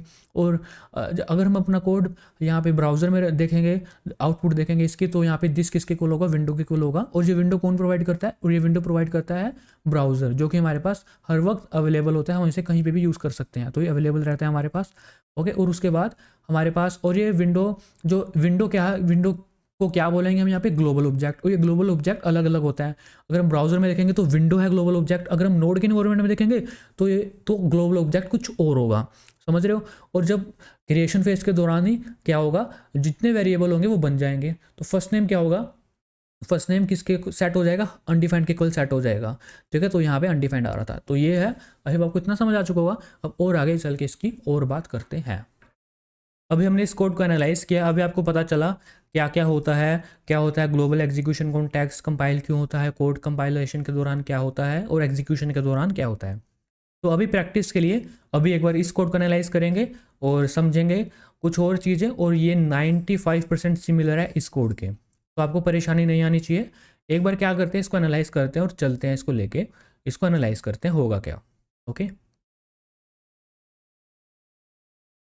तो हमने क्या करना है, अब इस कोड को एनालाइज करना है। आई होप आपको दिख रहा होगा ये कोड, मैं इसको छोटा कर देता हूँ थोड़ा। देखिए, अभी आपको पता है दो फेज़ होते हैं, पहला कंपाइलेशन फेज़ होता है, दूसरा कोड एग्जीक्यूशन फेज़ होता है। Compilation phase early error checking के लिए होता है, ठीक है, वो चेक कर लेगा, और साथ में उसके ये पता करना होता है कि कौन सा वेरिएबल किस स्कोप को बिलोंग करता है। अभी जावास्क्रिप्ट देखेगा कि यहाँ पे कितने वेरिएबल है और कौन कौन से स्कोप को बिलोंग करते हैं। ओके, तो सबसे पहले तो ग्लोबल स्कोप की बात करेंगे हम, क्योंकि ग्लोबल स्कोप में देखते हैं क्या क्या प्रेजेंट है मेरे पास, ठीक है। तो जावास्क्रिप्ट देखेगा, ठीक है, जावास्क्रिप्ट देखेगा कि ग्लोबल स्कोप में मेरे पास हैं कुछ चीज़ें हैं मेरे पास। सबसे पहले तो वो देखेगा फर्स्ट नेम नाम का वेरिएबल है, लास्ट नेम नाम का वेरिएबल है, फुल नेम नाम का वेरिएबल है। तो यहाँ पे फर्स्ट नेम को एफ नेम लिख रहा हूँ मैं, तो F name, L last name को एल नेम लिख देता हूँ, और फुल नेम को फुल नेम लिख देता हूँ। तो ये तीन वेरिएबल हैं, जावास्क्रिप्ट को पता है कि जावास्क्रिप्ट को इतनी नॉलेज है कि ये तीन वेरिएबल इस स्कोप को बिलोंग करते हैं। और जावास्क्रिप्ट देखेगा और क्या है, अच्छा जावास्क्रिप्ट देखेगा एक फंक्शन भी है जो कि ग्लोबल स्कोप को बिलोंग करता है। तो यहाँ पे एक फंक्शन बना देता हूँ मैं, और एक फंक्शन है जो कि ग्लोबल स्कोप के अंदर है, और इस फंक्शन का नाम क्या है, माई फंक्शन। क्या नाम है इसका, एक माई फंक्शन है। तो कंपाइलेशन के दौरान जावास्क्रिप्ट को इतनी नॉलेज है कि मेरे पास ये सब सामान पड़ा है, ये सब चीज़ें हैं मेरे पास। अभी वेरिएबल क्रिएट नहीं हुए, फंक्शन क्रिएट नहीं हुआ, बस नॉलेज है कि हाँ ये सब चीज़ें हैं, समझ रहे हो। ओके, अब यहाँ पे बात करते हैं कोड एग्जीक्यूशन फेज़ की। तो ये तो कंपाइलेशन फेज़ में जावास्क्रिप्ट को इतनी नॉलेज है, ये तो हमें भी दिख रहा है, ठीक है। और जावास्क्रिप्ट को लेक्सिकल स्कोप लैंग्वेज भी बोलते हैं। वो इसलिए बोलते हैं क्योंकि ये नाम कहाँ से आया है, क्योंकि मैंने आपको बताया था ना, कंपाइलेशन में तीन स्टेप होते हैं। सबसे पहले तो टोकनाइजेशन, या फिर इसको लैक्सिंग बोलते हैं, फिर उसके बाद कोड को पार्स करते हैं, और फिर हमारे पास एक कोड जनरेट होता है जिसको हम एग्जीक्यूट कर सकते हैं, है ना। तो एग्जीक्यूटेबल कोड जनरेट होता है, ठीक है। तो लैक्सिंग वर्ड से आया, कंपाइलेशन में जो लैक्सिंग होता है ना, उसकी वजह से जावास्क्रिप्ट को बोलते हैं लेक्सिकल स्कोप्ड लैंग्वेज। तो यहाँ पे होता क्या ना, मतलब क्या होता है इसका, कि जहाँ पे जिस तरह से हमने कोड लिखा हुआ है ना, जिस तरह से ये वाला हमने कोड लिखा हुआ है, ठीक है, इसके बेसिस पे डिसाइड होता है कि कौन सा वेरिएबल का स्कोप क्या है ना। हमने यहाँ पे माई function, first name last name full name, ये हमने किसी फंक्शन के अंदर नहीं लिखे ना, ये first name last name full name, तो इसीलिए ग्लोबल स्कोप को बिलोंग करते हैं। और एक माई फंक्शन है, ये भी ग्लोबल स्कोप के अंदर ही तो है। तो जिस तरह से, जिस वे से हमने अपने कोड लिखा है, उससे डिसाइड हो रहा है कि कौन सा वेरिएबल किस स्कोप को बिलोंग करता है, समझ रहे हो। तो ये होता है लेक्सिकल स्कोप लैंग्वेज। मतलब हम ऐसा बोल सकते हैं कि lexically my function is sitting inside the global scope. हम बोल सकते हैं ना कि लेक्सिकली कि ये फंक्शन कहाँ प्रेजेंट है, ग्लोबल स्कोप के अंदर, समझ रहे हो। हम बोल सकते हैं लेक्सिकली ये जो लाइन है कंसोल डॉट लॉग, ये कहाँ प्रेजेंट है, इस माय फंक्शन के अंदर प्रेजेंट है। मतलब लेक्सिकल शब्द का मतलब आप इसको इससे रिलेट कर सकते हैं कि जब आपने कोड लिखा वो कहाँ पे लिखा, समझ रहे हो। तो ये आप ऐसा इससे रिलेट कर सकते हो आप, है ना। अगर आप डिसाइड एक्मा की ऑफिशियल डॉक्यूमेंटेशन में जाके देखोगे आपको बड़े सारे वर्ड्स देखने को मिलेंगे, lexical environment, environment variables, environment record. तो आपने कंफ्यूज नहीं होना, मैं आपको सब समझा दूंगा, आप चिंता मत करो। अभी आगे चलते हैं, तो मैं इसको ना इरेज कर देता हूँ अभी, ये जो भी मैंने लिखा। तो कोड कंपाइल हुआ, हमारे पास इतनी नॉलेज है कि ये सब चीज़ें मेरे पास प्रेजेंट है। अब ग्लोबल एग्जीक्यूशन कॉन्टेक्स्ट क्रिएट होगा। क्या क्रिएट होगा? अब कोड को एग्जीक्यूट करेंगे तो ग्लोबल एग्जीक्यूशन कॉन्टेक्स्ट क्रिएट होगा। तो मैं ग्लोबल एग्जीक्यूशन कॉन्टेक्स्ट को GEC बोलता हूँ। तो यहाँ पे एक और चीज़ मैं आपको बताना चाहूँगा, जो ग्लोबल एग्जीक्यूशन कॉन्टेक्स्ट होता है ना, वो स्टैक के अंदर ऐड होता है। एक स्टैक डेटा स्ट्रक्चर्स होता है हमारे पास, वो ग्लोबल एग्जीक्यूशन कॉन्टेक्स्ट स्टैक में ऐड होता है। ओके, तो ये ग्लोबल एग्जीक्यूशन कॉन्टेक्स्ट है, किस में ऐड हो जाएगा? स्टैक में ऐड हो जाएगा ये। ओके, अब ये तो स्टैक में ऐड हो जाता है। अब ये बनता कैसे है? हमें पता है कैसे बनता है, हमने अभी देखा था थोड़ी देर पहले ही। ग्लोबल एग्जीक्यूशन कॉन्टेक्स्ट किस तरह से बनता है, 2 फेजेस में बनता है। पहला तो creation phase, global execution context create होगा, फिर उसके बाद कोड एग्जीक्यूट होगा, है ना। और जब क्रिएट होता है तो हमारे पास मेमोरी में कुछ चीज़ें अवेलेबल हो जाती हैं। तो यहाँ पे मैं इसको ग्लोबल मेमोरी बोल देता हूँ। ये ग्लोबल मेमोरी किसका रिजल्ट है? ये ग्लोबल मेमोरी जब मेरा execution context, global execution context create हुआ, ये उसका रिजल्ट है ग्लोबल मेमोरी। और दूसरा क्या है? Code execution phase. दूसरा क्या है? कोड एग्जीक्यूशन फेज, CEP लिख देता हूँ इसको मैं, कोड एग्जीक्यूशन फेज। अब जब ये ग्लोबल एग्जीक्यूशन कॉन्टेक्स्ट क्रिएट होगा, मतलब ये पहली लाइन एग्जीक्यूट होने से पहले, ये पहली लाइन बोल देता हूँ, इसको दूसरी, इसको तीसरी, इसको चौथी, इसको पाँचवीं बोल देता हूँ, इसको छठी, इसको सातवीं, इसको आठवीं, इसको नौवीं। तो ऐसे मैं 9 लाइनों में मैंने अपने कोड को सोच लिया कि 9 लाइनें लिखी हुई हैं। अब पहली लाइन भी एग्जीक्यूट होने से पहले पहले ग्लोबल मेमोरी में मेरे पास कुछ चीज़ें अवेलेबल हो जाती हैं। तो पहले तो मेरे पास एक विंडो ऑब्जेक्ट तो रहता ही रहता है। ये तो ना, ये जो विंडो ऑब्जेक्ट है ना, ये तो इस ग्लोबल एग्जीक्यूशन कॉन्टेक्स्ट के क्रिएट होने से पहले ही ब्राउज़र प्रोवाइड कर देता है। ये तो हमारे पास रहता ही रहता है। ओके, दिस है। अब जब ग्लोबल एग्जीक्यूशन कॉन्टेक्स्ट क्रिएट होगा, इस दिस की वैल्यू ये विंडो के इक्वल सेट हो जाएगी। समझ रहे हो? और क्या है, ये 3 वेरिएबल हैं, फर्स्ट नेम, लास्ट नेम और फुल नेम। अब ये वार से बना रखे हैं मैंने, तो इनकी वैल्यू क्या सेट हो जाएगी? अनडिफाइंड सेट हो जाएगी। क्या सेट हो जाएगी? अनडिफाइंड। तो यहाँ पे 3 वेरिएबल हैं, एक एफ नेम, एक एल नेम और एक फुल नेम। फुल नेम, इन तीनों की वैल्यू क्या सेट हो जाएगी? अनडिफाइंड। तो अनडिफाइंड को मैं यूडी लिख देता हूँ, यूडी, यूडी और यूडी। तो अनडिफाइंड है तीनों अभी। अब और क्या है? ये फंक्शन है। ये फंक्शन मैंने फंक्शन कीवर्ड लिख के बनाया। अब इसका ध्यान रखना, जब आप फंक्शन इस तरह से बनाओगे तो ये जब ग्लोबल एग्जीक्यूशन कॉन्टेक्स्ट क्रिएट होगा तो ये भी क्रिएट हो जाएगा, मतलब कि मेमोरी के अंदर ये भी स्टोर हो जाएगा, मतलब कि ग्लोबल मेमोरी के अंदर ये फंक्शन प्रेजेंट हो जाएगा, मतलब कि हम इसे एक्सेस कर पाएंगे। मतलब ये फंक्शन भी पहली लाइन एग्जीक्यूट होने से पहले माई फंक्शन ऐड हो जाएगा। ये जो माई फंक्शन है ये भी ग्लोबल मेमोरी के अंदर मेरे पास होगा, पहली लाइन भी एग्जीक्यूट करने से पहले। इस मतलब कि इस कोड को एनालाइज करते हुए हमने एक नई चीज़ सीखी कि जो फंक्शन कीवर्ड लिख के हमने फंक्शन बनाया वो यहाँ पे ऐड हो जाएगा। तो यहाँ पे मैं लिख लेता हूँ, यहाँ पे ये फंक्शन है, ये मैं इसको कुछ इस तरह से, इसको ऐसे लिख लेता हूँ कि ये फंक्शन है। तो यहाँ पे पहली लाइन भी एग्जीक्यूट होने से पहले ग्लोबल मेमोरी के अंदर क्या प्रेजेंट है? विंडो है। विंडो तो एग्जीक्यूशन कॉन्टेक्स्ट क्रिएट करने से पहले ही ब्राउज़र प्रोवाइड कर देता है, इसकी तो चिंता ही नहीं है। बट जब एग्जीक्यूशन कॉन्टेक्स्ट क्रिएट होता है उस समय इस दिस की बाइंडिंग हो जाती है इस विंडो ऑब्जेक्ट के साथ। तो दिस किसके इक्वल हो जाएगा? दिस इस विंडो के इक्वल हो जाएगा। ठीक है, और first name, last name, full name, माई फंक्शन। ठीक है, अब यहाँ पे ना एक और चीज़, थोड़ी एक्स्ट्रा स्टफ बता देता हूँ मैं आपको। ये जो जावास्क्रिप्ट ये वेरिएबल स्टोर करता है ना, ये भी एक ऑब्जेक्ट में ही स्टोर करता है और की वैल्यू पेयर की फॉर्म में स्टोर करता है। उसको इन्वायरमेंट रिकॉर्ड बोल देते हैं हम। ठीक है, तो एक नई चीज़ सीख लिया आपने। ये जो वेरिएबल है ना, ग्लोबल इन्वायरमेंट रिकॉर्ड, तो ऐसे ऐसे शब्द आप देखोगे एक्मा के ऑफिशियल डॉक्यूमेंटेशन में। ठीक है, तो आपने इसकी चिंता नहीं करनी, कन्फ्यूज़ होने की ज़रूरत नहीं है। इसको आप ऐसा सोचिए ग्लोबल मेमोरी है, उसके अंदर ये सब चीज़ें मेरे पास प्रेजेंट हैं अभी। समझ रहे हो? ओके, अब मैं इसको इरेज कर देता हूँ यहाँ से। अब यहाँ पे उसके बाद क्या होगा? पहली लाइन एग्जीक्यूट होगी। अब मेरा कोड एग्जीक्यूट होना स्टार्ट होगा। अभी तक एक भी लाइन एग्जीक्यूट हुई ही नहीं थी, अभी तक एक भी लाइन एग्जीक्यूट हुई ही नहीं थी। अब पहली लाइन एग्जीक्यूट करेंगे। पहली लाइन क्या कह रही है, कंसोल पे प्रिंट करो दिस।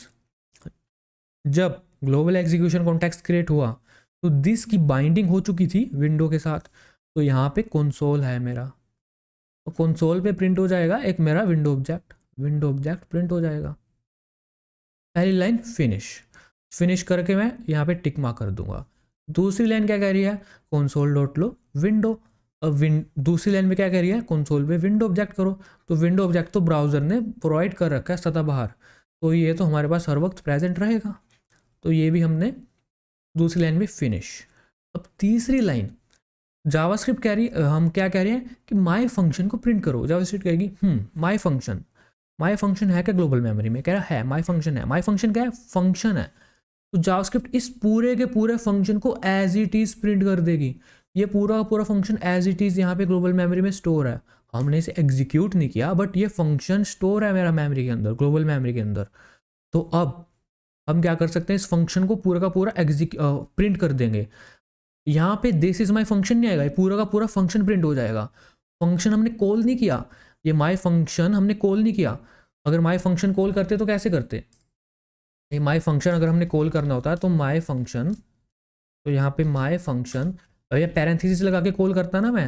अभी हमने पैरेंथेसिस नहीं लगाया, मैंने सिर्फ फंक्शन को प्रिंट किया है, समझ रहे हो। तो यहाँ पे पूरा का पूरा फंक्शन माई फंक्शन प्रिंट हो जाएगा, पूरा का पूरा माई फंक्शन प्रिंट हो जाएगा, पूरा का पूरा माई फंक्शन जैसा था वैसा का वैसा ही प्रिंट हो जाएगा। ये तीसरी लाइन का कमाल है। चौथी लाइन क्या कह रही है, console dot log full name, तो तीसरी लाइन भी फिनिश। ठीक है, अब चौथी लाइन क्या कह रही है, console dot log full name. अब यहाँ पे ग्लोबल मेमोरी में गए, हम देखा फुल नेम क्या है, फुल नेम तो अनडिफाइंड है, तो यहाँ पे क्या प्रिंट हो जाएगा, अनडिफाइंड प्रिंट हो जाएगा, समझ रहे हो। उसके बाद पांचवी लाइन ऑलरेडी फिनिश हो चुकी है, क्योंकि पांचवी लाइन क्या था, मतलब जब ये ग्लोबल एग्जीक्यूशन कॉन्टेक्स्ट क्रिएट हुआ तो ये हमारे पास ऑलरेडी प्रेजेंट है ग्लोबल मेमोरी के अंदर, तो इसके साथ कुछ नहीं होगा। तो चौथी लाइन भी फिनिश्ड है हमारी, यहाँ पे अनडिफाइंड प्रिंट कर दिया हमने। पांचवी लाइन भी ऑलरेडी फिनिश्ड है। अब छठी लाइन की बात करते हैं, तो छठी लाइन क्या कह रही है, फर्स्ट नेम की वैल्यू को हर्षित कर दो। तो फर्स्ट नेम की वैल्यू पहले अनडिफाइंड थी, अब हमने क्या करना है, अनडिफाइंड नहीं है इसकी वैल्यू, अनडिफाइंड से कट के क्या हो चुकी है, हर्षित हो चुकी है। क्या हो चुकी है, हर्षित हो चुकी है। तो यहाँ पे जो सिक्स्थ लाइन थी वो भी फिनिश हो चुकी है।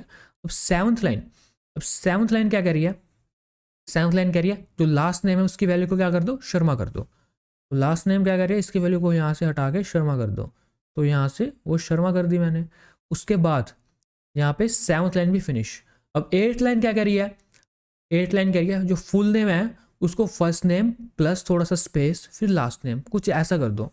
तो फुल नेम क्या हो जाएगा, यहाँ पे कुछ ऐसा हो जाएगा, हर्षित थोड़ा सा स्पेस और फिर शर्मा, है ना।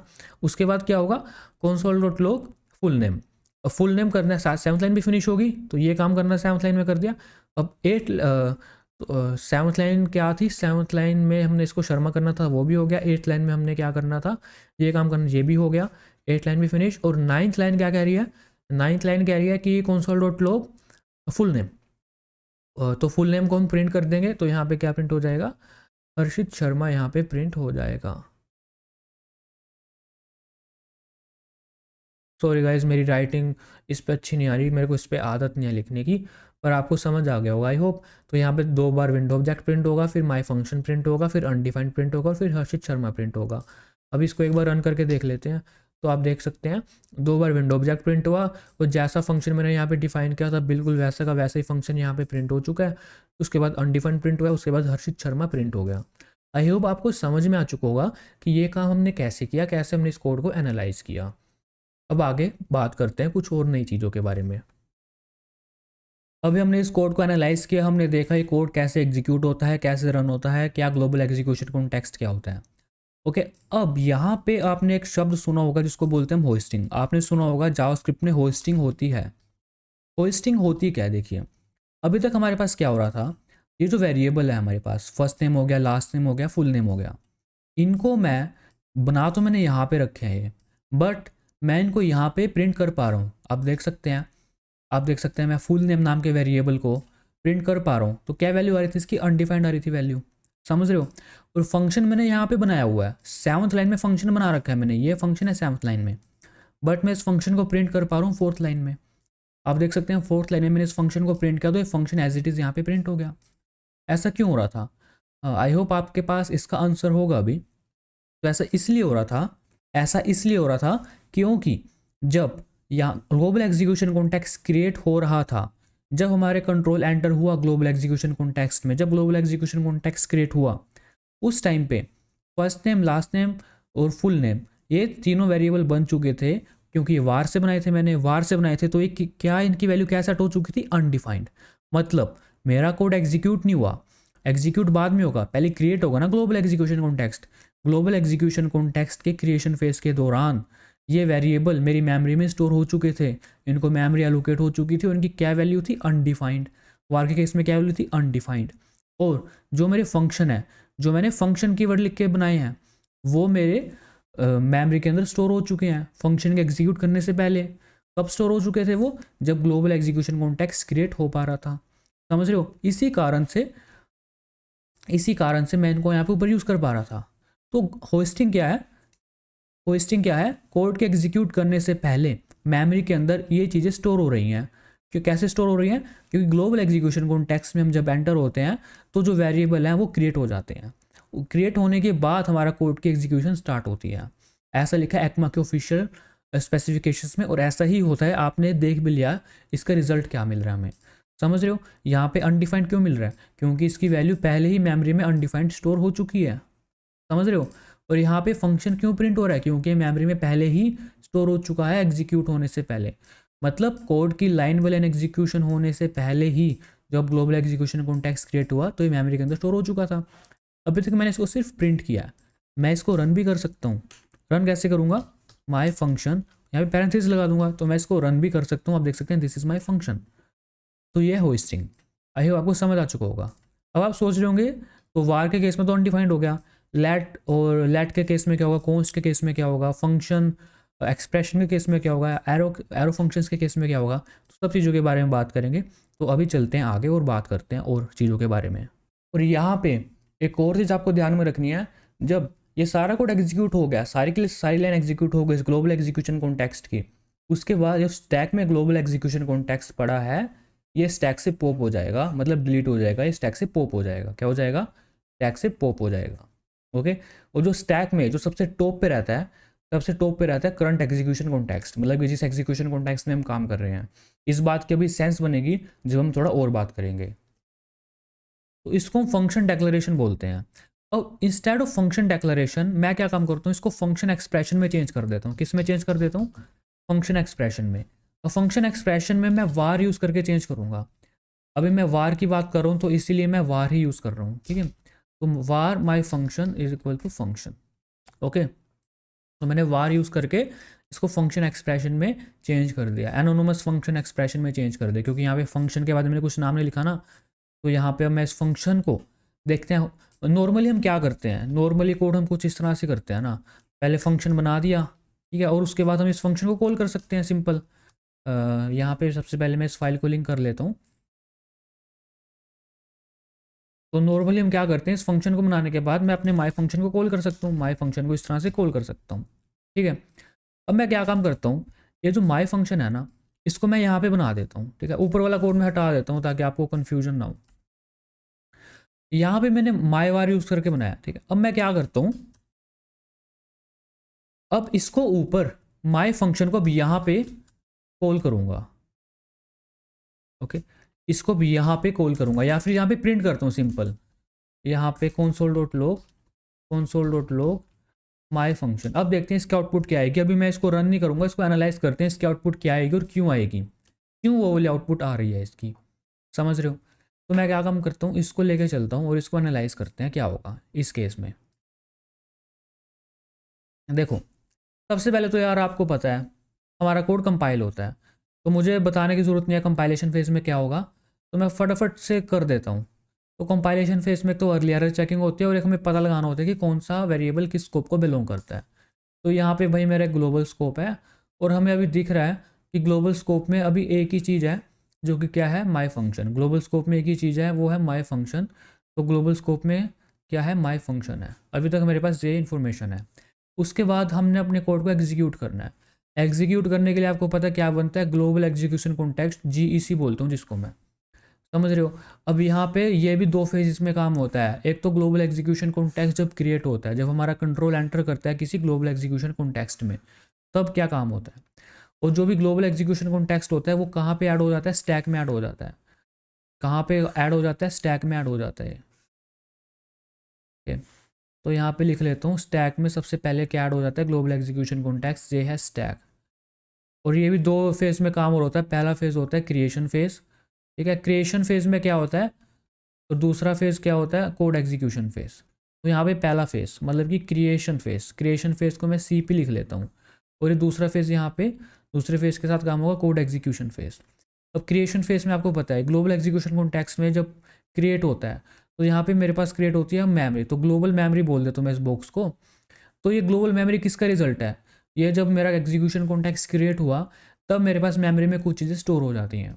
अब यहाँ पे देखते हैं क्या क्या स्टोर होता है, आपको पता है। एक तो विंडो ऑब्जेक्ट होता है जो कि कौन प्रोवाइड करता है, ब्राउज़र प्रोवाइड करता है मेरे पास ग्लोबल मेमोरी के अंदर।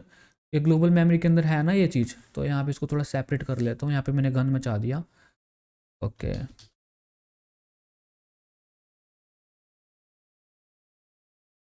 तो यहाँ पे इसको मैं ग्लोबल मेमोरी बोल देता हूँ, ग्लोबल मेमोरी को GM। और यहाँ पे ग्लोबल मेमोरी के अंदर पता है आपको क्या क्या होता है हमारे पास। तो क्या क्या होता है हमारे पास ग्लोबल मेमोरी के अंदर, विंडो होता है। विंडो तो पहले से ही होता है, कौन प्रोवाइड करता है, विंडो, हमारा ब्राउज़र प्रोवाइड करता है इस विंडो ऑब्जेक्ट को। और दिस की वैल्यू किसके इक्वल सेट हो जाती है, इसी विंडो ऑब्जेक्ट के। दिस क्या स्टोर करती है, इसी विंडो ऑब्जेक्ट को स्टोर करती है। मतलब कि दिस किसको रेफरेंस करेगी, इसी विंडो को। अगर मैं दिस प्रिंट करूँगा तो ये विंडो ऑब्जेक्ट प्रिंट हो जाएगा जो ब्राउज़र ने प्रोवाइड किया। सिंपल है। और उसके अलावा क्या है यहाँ पे, और उसके अलावा आपको पता है कंपाइलेशन फेज के दौरान ही हमें पता लग गया था कि ग्लोबल स्कोप में ग्लोबल मेमोरी के अंदर एक और चीज़ है, हम एक और वेरिएबल होगा मेरे पास, माई फंक्शन। तो ये माई फंक्शन होगा ना, अब ये वार से बना रखा है तो ये क्या होगा, अनडिफाइंड हो जाएगा। क्या हो जाएगा, अनडिफाइंड। तो यहाँ पे माई फंक्शन, जो माई फंक्शन है ये एज इट इज स्टोर नहीं होगा। पहले, इससे पहले हमने क्या सीखा था, इससे पहले हमने सीखा था कि जो माई फंक्शन है वो एज इट इज स्टोर हो जाएगा।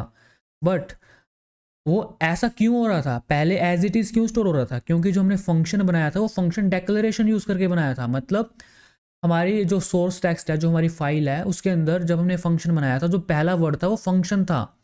अगर आप फंक्शन पहला वर्ड होगा लाइन का, मतलब फंक्शन डेक्लेरेशन है। फंक्शन डेक्लेरेशन है तो वो मेमोरी के अंदर एज इट इज स्टोर हो जाएगा। बट अभी ग्लोबल मेमोरी के अंदर कोड के एग्जीक्यूट होने से पहले यहाँ पे ये माई फंक्शन मैंने वार यूज़ करके बना दिया, ये वेरिएबल की तरह ट्रीट होगा। मतलब माई फंक्शन, ये जो मेरा माई फंक्शन है, माई फंक्शन को मैं माई फंक लिख देता हूँ, इसकी वैल्यू क्या सेट होगी, अनडिफाइंड।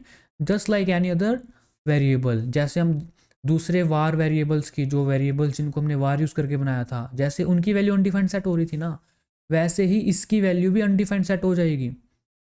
मतलब अब कोड को एग्जीक्यूट करना स्टार्ट करते हैं। इसको मैं पहली लाइन बोल देता हूँ, इसको मैं दूसरी लाइन बोल देता हूँ।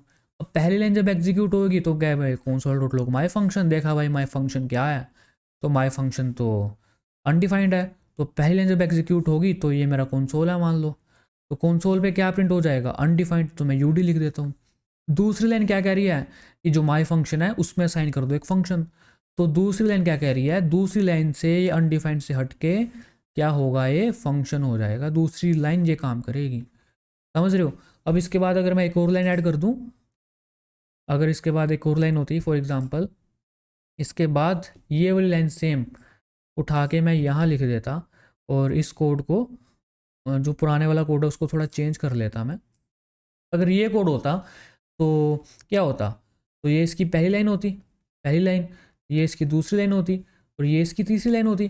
तो दो लाइनें तो फिनिश हो चुकी है। तीसरी लाइन क्या कह रही है, कंसोल डॉट लॉग माई फंक्शन। अब माई फंक्शन में हमने फंक्शन स्टोर कर दिया तो पूरा का पूरा फंक्शन प्रिंट हो जाएगा।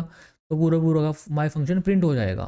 तो पहले अनडिफाइंड आएगा फिर मेरा फंक्शन प्रिंट होगा। अभी इस केस में इसको रन करके देखते हैं, पहले अनडिफाइंड आ रहा है, जैसा हमने सोचा था वैसे ही हो रहा है, फिर मेरा फंक्शन प्रिंट हो रहा है। समझ आ गई। फंक्शन डेक्लरेशन में और फंक्शन एक्सप्रेशन में आपको थोड़ा सा डिफरेंस पता लग चुका होगा।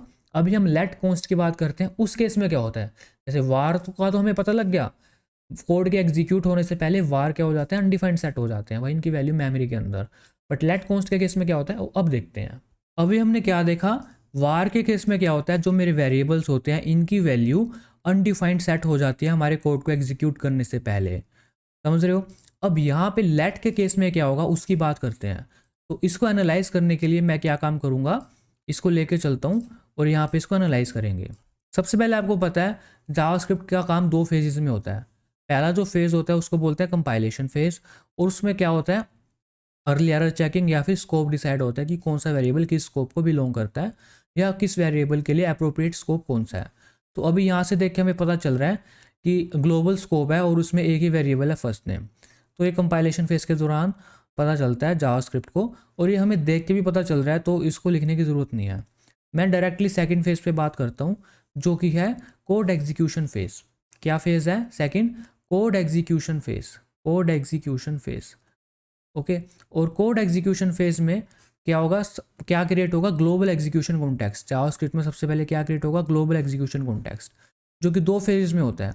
पहला फेज़ है क्रिएशन फेज़। किसका creation phase, global execution context का क्रिएशन फेज़। और दूसरा फेज़ है कोड एग्जीक्यूशन फेज़। क्या फेज़ है, कोड एग्जीक्यूशन फेज़। अब यहाँ पे जो क्रिएशन है, इससे हमें क्या मिलता है, इससे क्रिएशन से क्या होता है, ग्लोबल मेमोरी में कुछ वेरिएबल सेट हो जाते हैं, ग्लोबल मेमोरी में कुछ वेरिएबल्स सेट हो जाते हैं। तो हम ऐसा भी कह सकते हैं ना कि ग्लोबल मेमोरी क्रिएशन फेज, मतलब समझने के लिए ऐसा बोल सकते हैं ग्लोबल मेमोरी क्रिएशन फेज। वैसे एक्चुअल में क्रिएशन फेज किसका है, ग्लोबल एग्जीक्यूशन कॉन्टेक्स्ट का। ग्लोबल मेमोरी में वेरिएबल्स कब बनेंगे, जब हमारा कंट्रोल एंटर करेगा ग्लोबल एग्जीक्यूशन कॉन्टेक्स्ट में, समझ रहे हो। तो अलग अलग टर्म्स हैं, आप अलग अलग जगह पे अलग अलग चीज़ें सुनोगे, कंफ्यूज नहीं होना आपने। इसका मतलब है कि जब ग्लोबल एग्जीक्यूशन कॉन्टेक्स्ट क्रिएट होता है तो हम ग्लोबल मेमोरी में कुछ चीज़ें सेट हो जाती हैं, वेरिएबल सेट हो जाते हैं। अब यहाँ पे वही काम है हमारा पहले वाला, हम किसी और कलर से करता हूँ। हमने ग्लोबल एग्जीक्यूशन कॉन्टेक्स्ट क्रिएट करना है। क्या क्रिएट करना है, ग्लोबल एग्जीक्यूशन कॉन्टेक्स्ट, जो कि मैं यहाँ पे क्रिएट कर रहा हूँ। अब यहाँ पे क्या होता है आपको पता है, यहाँ पे 2 फेज़ होते हैं। यहाँ पे क्रिएशन फेज़ होता है, जिसके कारण यहाँ पे ग्लोबल मेमोरी है मेरे पास। तो यहाँ पे ग्लोबल मेमोरी बोल सकता हूँ, या ग्लोबल मेमोरी क्रिएशन फेज़ के दौरान जो मेमोरी है वो मैं बोल सकता हूँ। तो अलग अलग आप नाम देखेंगे, तो आप यहाँ पे आप कई जगह देखेंगे इन्वायरमेंट रिकॉर्ड बोलो है इस बॉक्स को, या फिर इन्वायरमेंट वेरिएबल बोलो है, डजेंट मैटर। ये प्रेजेंट है मेरे पास ग्लोबल मेमोरी में, आसान भाषा में यही मतलब है इसका, समझ रहे हो। और पहला ये काम होगा, और दूसरे नंबर पे क्या काम होगा, हमारा कोड एग्जीक्यूट होगा। क्या होगा, कोड एग्जीक्यूट होगा। और ये मेरा किस में भी पड़ा है, यहाँ पे स्टैक में भी पड़ा रहता है। किस में पड़ा रहता है, स्टैक में भी पड़ा रहता है हमारा ग्लोबल एग्जीक्यूशन कॉन्टेक्स्ट। ये स्टैक है छोटू सा, समझ रहे हो। अब ग्लोबल मेमोरी के अंदर आपको पता है क्या होता है, जब ग्लोबल एग्जीक्यूशन कॉन्टेक्स्ट क्रिएट होता है तो इसमें कुछ चीज़ें सेट हो जाती हैं।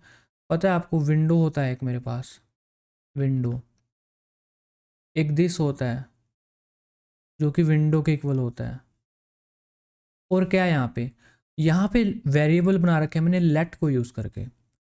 अब वार के केस में क्या होता था, वार के केस में तो अनडिफाइंड हो जाता था।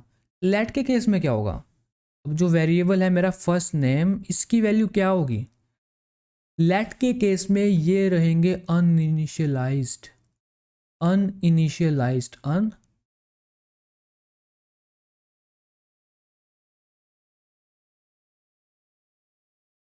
लेट के केस में फर्स्ट नेम नाम का वेरिएबल है वो अनइनिशियलाइज्ड है। अब यहाँ पे एक मतलब है इसका मतलब ये नहीं कि वेरिएबल क्रिएट नहीं हुआ, वेरिएबल मेरे इन्वायरमेंट वेरिएबल में ऐड नहीं हुआ। फर्स्ट नेम ऐड हुआ मेरे इन्वायरमेंट वेरिएबल में, बट वो अनइनिशियलाइज्ड है।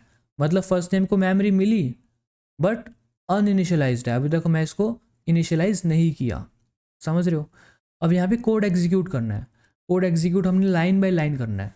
अब पहली लाइन इसकी एग्जीक्यूट होगी, पहली लाइन कह रही है console dot log first name. अब फर्स्ट टाइम हम देखने जा रहे हैं भाई ग्लोबल मेमोरी के अंदर, तो देख रहे हैं क्या अनइनिशियलाइज्ड है, मतलब मेरे पास एक एरर आ जाएगा। और एरर क्या आएगा वो दिखा देता हूँ मैं आपको। ये एरर आ जाएगा मेरे पास, uncaught reference error, can not access first name before initialization. इसका मतलब साफ सीधा मतलब ये है, आप लेट से बनाए हुए वेरिएबल बन तो जाते हैं पहले, बट वो अनइनिशियलाइज रहते हैं, और जब तक आप उनको इनिशियलाइज नहीं कर देते तब तक आप उनको यूज़ नहीं कर सकते। मतलब क्या है इसका, सिंपल सा मतलब ये है कि अगर मैं इसको ऐसा करता तो एरर ना आता, तो एरर ना आता। अगर मैं पहले जैसा कोड कर दूं तो ये एरर आ रहा था मेरे पास। ओके, और इस एरर को मैं ऊपर लिख लेता हूँ, इस एरर को मैं ऊपर लिख लेता हूँ। सॉरी गाइस, इस एरर को मैं यहाँ पे ऊपर लिख लेता हूँ।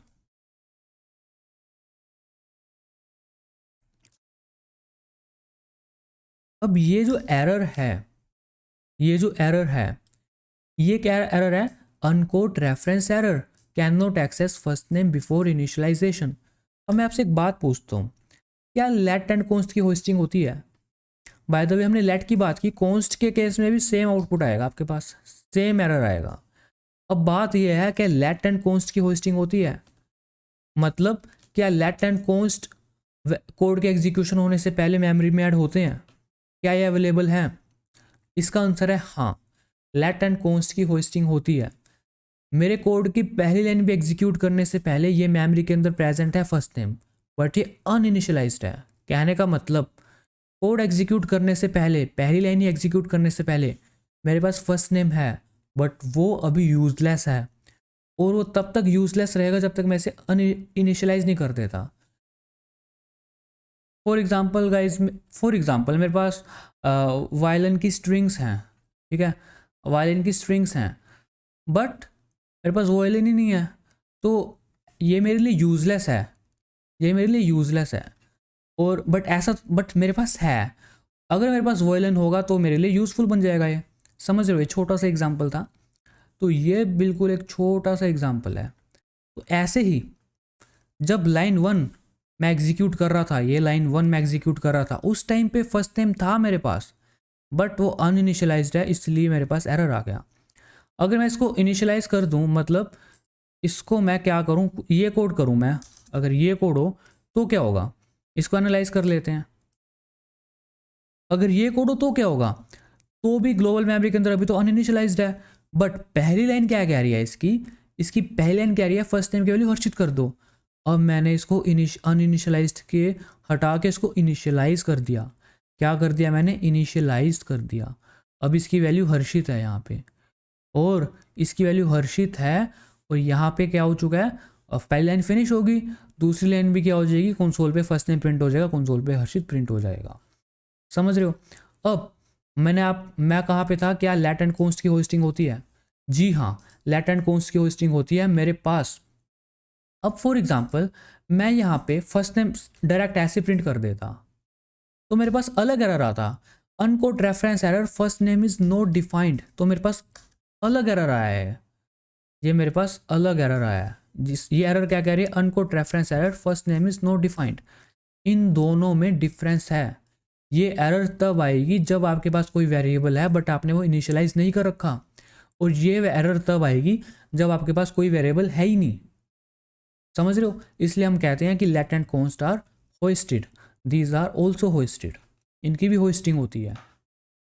अब यहाँ पे एक सवाल, एक और चीज़ है जो मैं आपको बताना चाहता हूँ, जिसको बोलते हैं TDZ या TDZ बोलते हैं।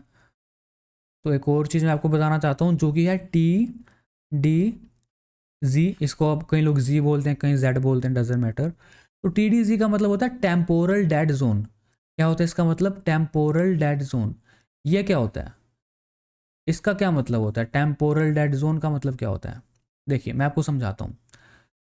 तो सबसे पहले मैं क्या काम करता हूँ, ये कोड पहले क्या था, मतलब कि ग्लोबल मेमोरी में सबसे पहले जब पहली लाइन भी एग्जीक्यूट नहीं हुई थी, जब पहली लाइन भी एग्जीक्यूट नहीं हुई थी, एक भी लाइन एग्जीक्यूट नहीं हुई, तब ये फर्स्ट नेम की वैल्यू क्या थी, फर्स्ट नेम की वैल्यू क्या थी, अनइनिशियलाइज थी। क्या थी, अनइनिशियलाइज थी। तो अनइनिशियलाइज को मैं UI लिख लेता हूँ, अनइनिशियलाइज थी फर्स्ट नेम की वैल्यू। और जब पहली लाइन एग्जीक्यूट हुई, जब पहली लाइन एग्जीक्यूट हुई, तब मैंने इसको अनइनिशियलाइज से इनिशियलाइज करके हर्षित किया। तो आप ऐसा कह सकते हैं, तो मैं ऊपर से थोड़ा सा इरेज करता हूं, तो आप ऐसा कह सकते हैं, जब हमारे वेरिएबल की वैल्यू तो पहले अनइनिशियलाइज थी, किसकी वैल्यू, फर्स्ट नेम की वैल्यू। तो मेरा वेरिएबल है फर्स्ट नेम, इसकी वैल्यू पहले अनइनिशियलाइज थी, बाद में इसकी वैल्यू चेंज करके हमने क्या कर दी, हर्षित कर दी। ओके, मतलब तो हम कह सकते हैं जब तक ये वेरिएबल अनइनिशियलाइज रहा, उस दौरान के उस टाइम पीरियड को हम बोल सकते हैं टेम्पोरल डेड जोन, TDZ। मतलब आप ऐसा सोच सकते हैं, ये वेरिएबल, मतलब मैं बना लेता हूँ, ये फर्स्ट इन नाम का वेरिएबल है, जब तक ये इनिशियलाइज नहीं हो सकता, मतलब कि जब तक यहाँ पे ऐसे इनिशियलाइज नहीं हो सकता, हो जाता, तब तक ये क्या रहेगा, टेम्पोरल डेड जोन में रहेगा। इसके इनिशियलाइज करने के बाद में से जितना मर्जी यूज़ कर सकता हूँ, मतलब कि यहाँ पे फर्स्ट इन नाम का वेरिएबल इनिशियलाइज कर दिया मैंने, इसके बाद में जितना मर्जी यूज़ कर सकता हूँ, हर्षित आ गया। बट इससे पहले ये रहेगा टेम्पोरल डेड जोन में, और मेरे को एरर देता रहेगा। क्या एरर देता रहेगा, रेफरेंस एरर मुझे देता रहेगा। आई होप आपको समझ में आ चुका होगा कि ये काम हो कैसे रहा है। और अगर मैं कुछ ऐसा कर दूं, लेट फर्स्ट नेम सिर्फ ऐसे लिख दूं, तो क्या होगा, तो ये अनडिफाइंड रहेगा। अगर आप कुछ नहीं लिखेंगे तो अनडिफाइंड रहेगा, बट ऐसा आप कॉन्स्ट के साथ नहीं कर सकते। आप कॉन्स्ट के साथ ऐसा नहीं कर सकते, आपके पास एरर आ जाएगा। बट लेट के साथ आप ऐसा कर सकते हैं ना, तो कर सकते हैं। समझ रहे हो। अगर आप इससे पहले इसको यूज़ करने की कोशिश करेंगे, अगर लाइन आप यहाँ पे इससे पहले लिखेंगे, तो सेम एरर आएगा आपके पास, uncaught reference error, can not access first name before initialization. अब यहाँ पे एक और चीज़ आपको बताना चाहता हूँ। फॉर एग्जाम्पल मेरे पास यहाँ पे एक वेरिएबल है फर्स्ट नेम, मैं बना लेता हूँ, let first name equals to Harshit. और इस वेरिएबल को डिक्लेयर करने से पहले, इस वेरिएबल को डिक्लेयर करने से पहले मैं क्या काम करता हूँ, चेक करता हूँ इफ़ लिखने की भी ज़रूरत नहीं है। मैं क्या काम कर सकता हूँ, console.log, यहाँ पे टाइप ऑफ क्या कर लेता हूँ, टाइप ऑफ फर्स्ट नेम देख लेता हूँ, टाइप ऑफ फर्स्ट नेम देख लेता हूँ, फर्स्ट नेम का टाइप क्या है। तो यहाँ पे क्या होगा, ये वेरिएबल मैंने इनिशियलाइज करने से पहले इसका टाइप चेक कर रहा हूँ, तो मेरे पास एक एरर आ जाएगा, uncaught reference error, can not access first name before initialization. यहाँ पे भी ये सेम चीज़ कह रहा है, टाइप दिखा रहा है, रेफरेंस एरर आ गया यहाँ पे। अगर यहाँ पे इसको मैं हटाई दूँ, इसको मैं हटाई दूँ यहाँ से, बिल्कुल कमेंट आउट कर दूँ, यहाँ पे फर्स्ट नेम का वेरिएबल कुछ है ही नहीं मेरे पास, पूरी फाइल में कहीं पे नहीं है। अगर अब देखूँ तो अब अनडिफाइंड आ जाएगा। तो ये भी आप देख सकते हैं टाइप ऑफ किस तरह से बदल रहा है, अलग अलग आ रहा है। आई होप आपको समझ में आ चुका होगा कि लेट एंड कॉन्स के केस में क्या होता है और कैसे होता है। अभी हम क्या करेंगे, जितना हमने पढ़ा उसको फटाफट रिवाइज करते हैं और आगे मूव करते हैं। अभी तक हमने क्या पढ़ा कि जावास्क्रिप्ट का काम दो फेजेज में होता है। पहला होता है कंपाइलेशन फेज और दूसरा होता है कोड एग्जीक्यूशन फेज। अब कंपाइलेशन क्यों होती है जावास्क्रिप्ट के कोड की, ताकि हम अर्ली एरर चेकिंग कर सकें और हम जान सकें कि कौन सा वेरिएबल किस स्कोप को बिलोंग करता है। और या फिर हम ऐसा कह सकते हैं कि हम अप्रोप्रिएट स्कोप को डिटरमाइन करना चाहते हैं वेरिएबल्स के। समझ रहे हो। और उसके बाद कंपाइलेशन कंप्लीट होने के बाद हम कोड को एग्जीक्यूट करना स्टार्ट करते हैं।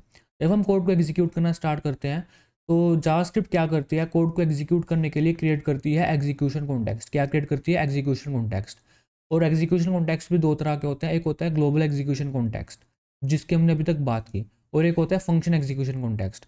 दोनों ऑलमोस्ट सिमिलर होते हैं, बट हम दोनों की बात करेंगे। अब एग्जीक्यूशन कॉन्टेक्स्ट भी क्रिएट होता है जब हमारा कंट्रोल एग्जीक्यूशन कॉन्टेक्स्ट में एंटर होता है। तो पहले एग्जीक्यूशन कॉन्टेक्स्ट जब क्रिएट होता है तो उससे क्या होता है, तो उसमें कुछ चीज़ें होती हैं। तो फॉर एग्जांपल दिस की वैल्यू सेट होना, या फिर ग्लोबल ऑब्जेक्ट की वैल्यू पता करना क्या है, या फिर वेरिएबल्स हैं उनको क्रिएट करना। तो ये सब काम क्रिएशन फेज के दौरान होते हैं।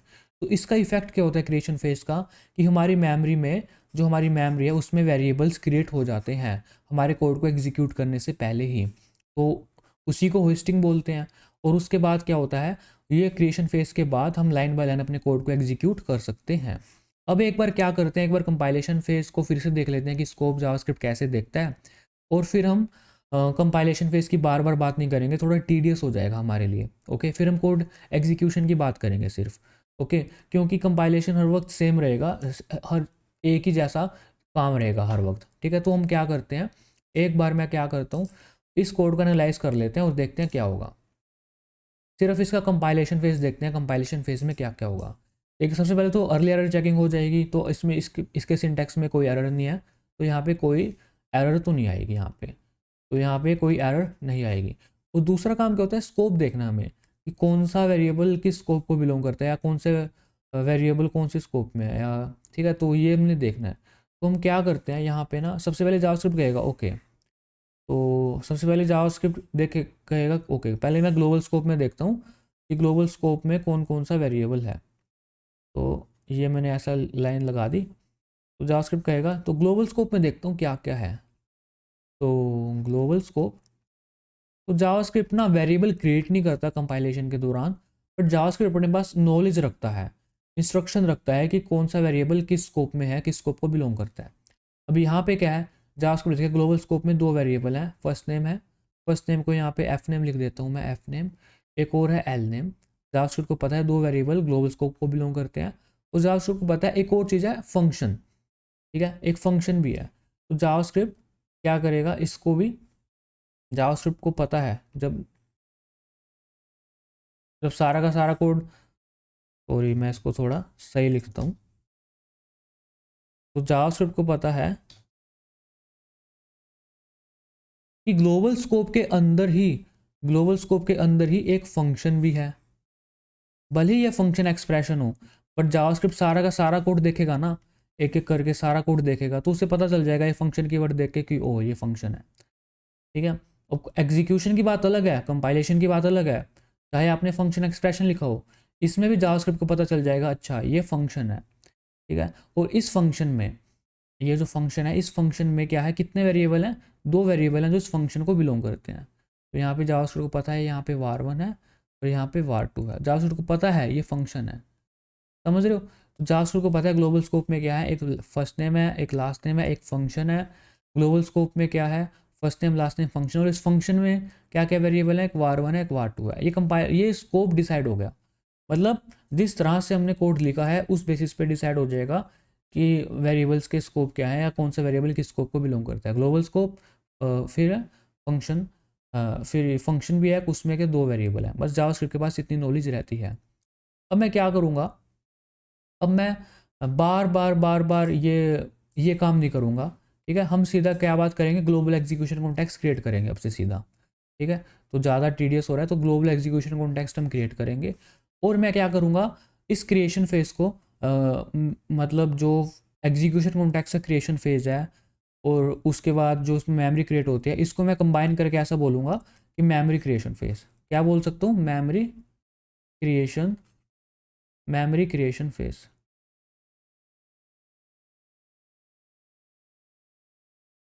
ओके, मेमोरी क्रिएशन फेज़ आप बोल सकते हैं। तो अब बात करेंगे हम आगे और चीज़ों के बारे में। अब हम सीधा कोड एग्जीक्यूशन की बात करेंगे, कंपाइलेशन फेज़ की बात नहीं करेंगे। और कोड एग्जीक्यूशन में हम एग्जीक्यूशन कॉन्टेक्स्ट जब बनाएंगे उसके क्रिएशन फेज़ को मैं मेमोरी क्रिएशन फेज़ बोलूँगा डायरेक्ट, और दूसरा फेज़ बोलूँगा कोड एग्जीक्यूशन फेज़, ताकि आपको समझने में आसानी रहे, ठीक है। अब आगे चलते हैं और समझते हैं चीज़ों को। तो यहाँ पे आपको एक और चीज़ बताना चाहता हूँ, जैसे कि हमने कंपाइलेशन के दौरान जावास्क्रिप्ट को पता लग गया कि ग्लोबल स्कोप में क्या क्या चीज़ें प्रेजेंट है, फंक्शन में क्या क्या चीज़ें प्रेजेंट है, तो इससे हेल्प क्या मिलती है, जब हम अपने एग्जीक्यूशन कॉन्टेक्स्ट क्रिएट करते हैं और जो मेमोरी के अंदर जो वेरिएबल हमारे पास क्रिएट होते हैं, तो जावास्क्रिप्ट पता होता है कि किस एग्जीक्यूशन कॉन्टेक्स्ट में क्या क्या वेरिएबल होने वाले हैं। कैसे पता होता है, जावास्क्रिप्ट को इसलिए पता होता है क्योंकि जब कंपाइल हुआ था हमारा कोड, तभी जावास्क्रिप्ट को नॉलेज हो चुकी थी कि कौन सा वेरिएबल कहाँ पे है, कहाँ पे प्रेजेंट है हमारे कोड में। तो इसीलिए जब एग्जीक्यूशन कॉन्टेक्स्ट क्रिएट होते हैं तो जावास्क्रिप्ट को ऑलरेडी पता होता है कि इस एग्जीक्यूशन कॉन्टेक्स्ट में अच्छा ये वेरिएबल बनने वाले हैं, समझ रहे हो। अब हम इस कोड को एनालाइज करेंगे और अब हम सीखने वाले हैं फंक्शन एग्जीक्यूशन कॉन्टेक्स्ट। अभी तक हमने बात की थी जावास्क्रिप्ट के ग्लोबल एग्जीक्यूशन कॉन्टेक्स्ट की, अब हम बात करेंगे फंक्शन एग्जीक्यूशन कॉन्टेक्स्ट की, जिसमें हम जानेंगे जब हम जावास्क्रिप्ट में कोई फंक्शन कॉल करते हैं तो क्या होता है। ओके, तो इसको एनालाइज करते हैं, इसको सीखते हैं ये है क्या। तो मैं क्या काम करता हूँ, इस कोड को लेके जाता हूँ और इसको समझाता हूँ मैं। तो ये मेरा कोड है, तो ये कोड काफ़ी बड़ा है, आप इसको देख लो क्योंकि मैं इसको छोटा करने वाला हूँ अभी। ओके, ओके, तो इतना सही है। ओके, तो अब देखते हैं इसके साथ क्या होगा। अगर आपको दोबारा देखना, दोबारा देख लो एक बार। ओके, अब इसके साथ क्या होगा वो देखना है मुझे। ओके, तो यहाँ पे देखते हैं। देखिए सबसे पहले तो वही काम होगा, सबसे पहले क्या होता है, जावास्क्रिप्ट में ग्लोबल एग्जीक्यूशन कॉन्टेक्स्ट होता है। ग्लोबल एग्जीक्यूशन कॉन्टेक्स्ट, उसमें क्या होता है, मेमोरी क्रिएशन फेज होता है और कोड एग्जीक्यूशन फेज होता है। और जावास्क्रिप्ट में एक और चीज़ होती है, ये देखने के लिए कि हमारा कौन सा एग्जीक्यूशन कॉन्टेक्स्ट चल रहा है। उसके लिए जावास्क्रिप्ट एक मेंटेन रखती है कॉल स्टैक। इसमें जावास्क्रिप्ट को पता होता है कि कौन सा एग्जीक्यूशन कॉन्टेक्स्ट काम कर रहा है और कौन सी लाइन हमने कोड की चला ली, कौन सा फंक्शन कॉल कर रहा है। ठीक है, तो यहाँ पे जावास्क्रिप्ट में जब ग्लोबल एग्जीक्यूशन कॉन्टेक्स्ट के साथ काम हो रहा होता है तो यहाँ पे स्टैक के अंदर जाता है ये ग्लोबल एग्जीक्यूशन कॉन्टेक्स्ट, और यहाँ पे भी ट्रैक होता है कि हमारा कितनी लाइंस ऑफ कोड चल चुकी हैं अभी तक। समझ रहे हो? अब फिर से बात करते हैं ये सब काम कैसे होगा। सबसे पहले आपको पता है ग्लोबल एग्जीक्यूशन कॉन्टेक्स्ट में मेमोरी क्रिएशन फेज होता है, जिसमें विंडो एक ऑब्जेक्ट होता है जो कि ब्राउज़र सेट करता है, जो कि एक ऑब्जेक्ट होता है बहुत बड़ा, जिसमें की वैल्यू पेयर्स होती हैं, और एक दिस कीवर्ड होता है। दिस की वैल्यू किसको पॉइंट करती है, विंडो को पॉइंट करती है। तो ये आपको पता है।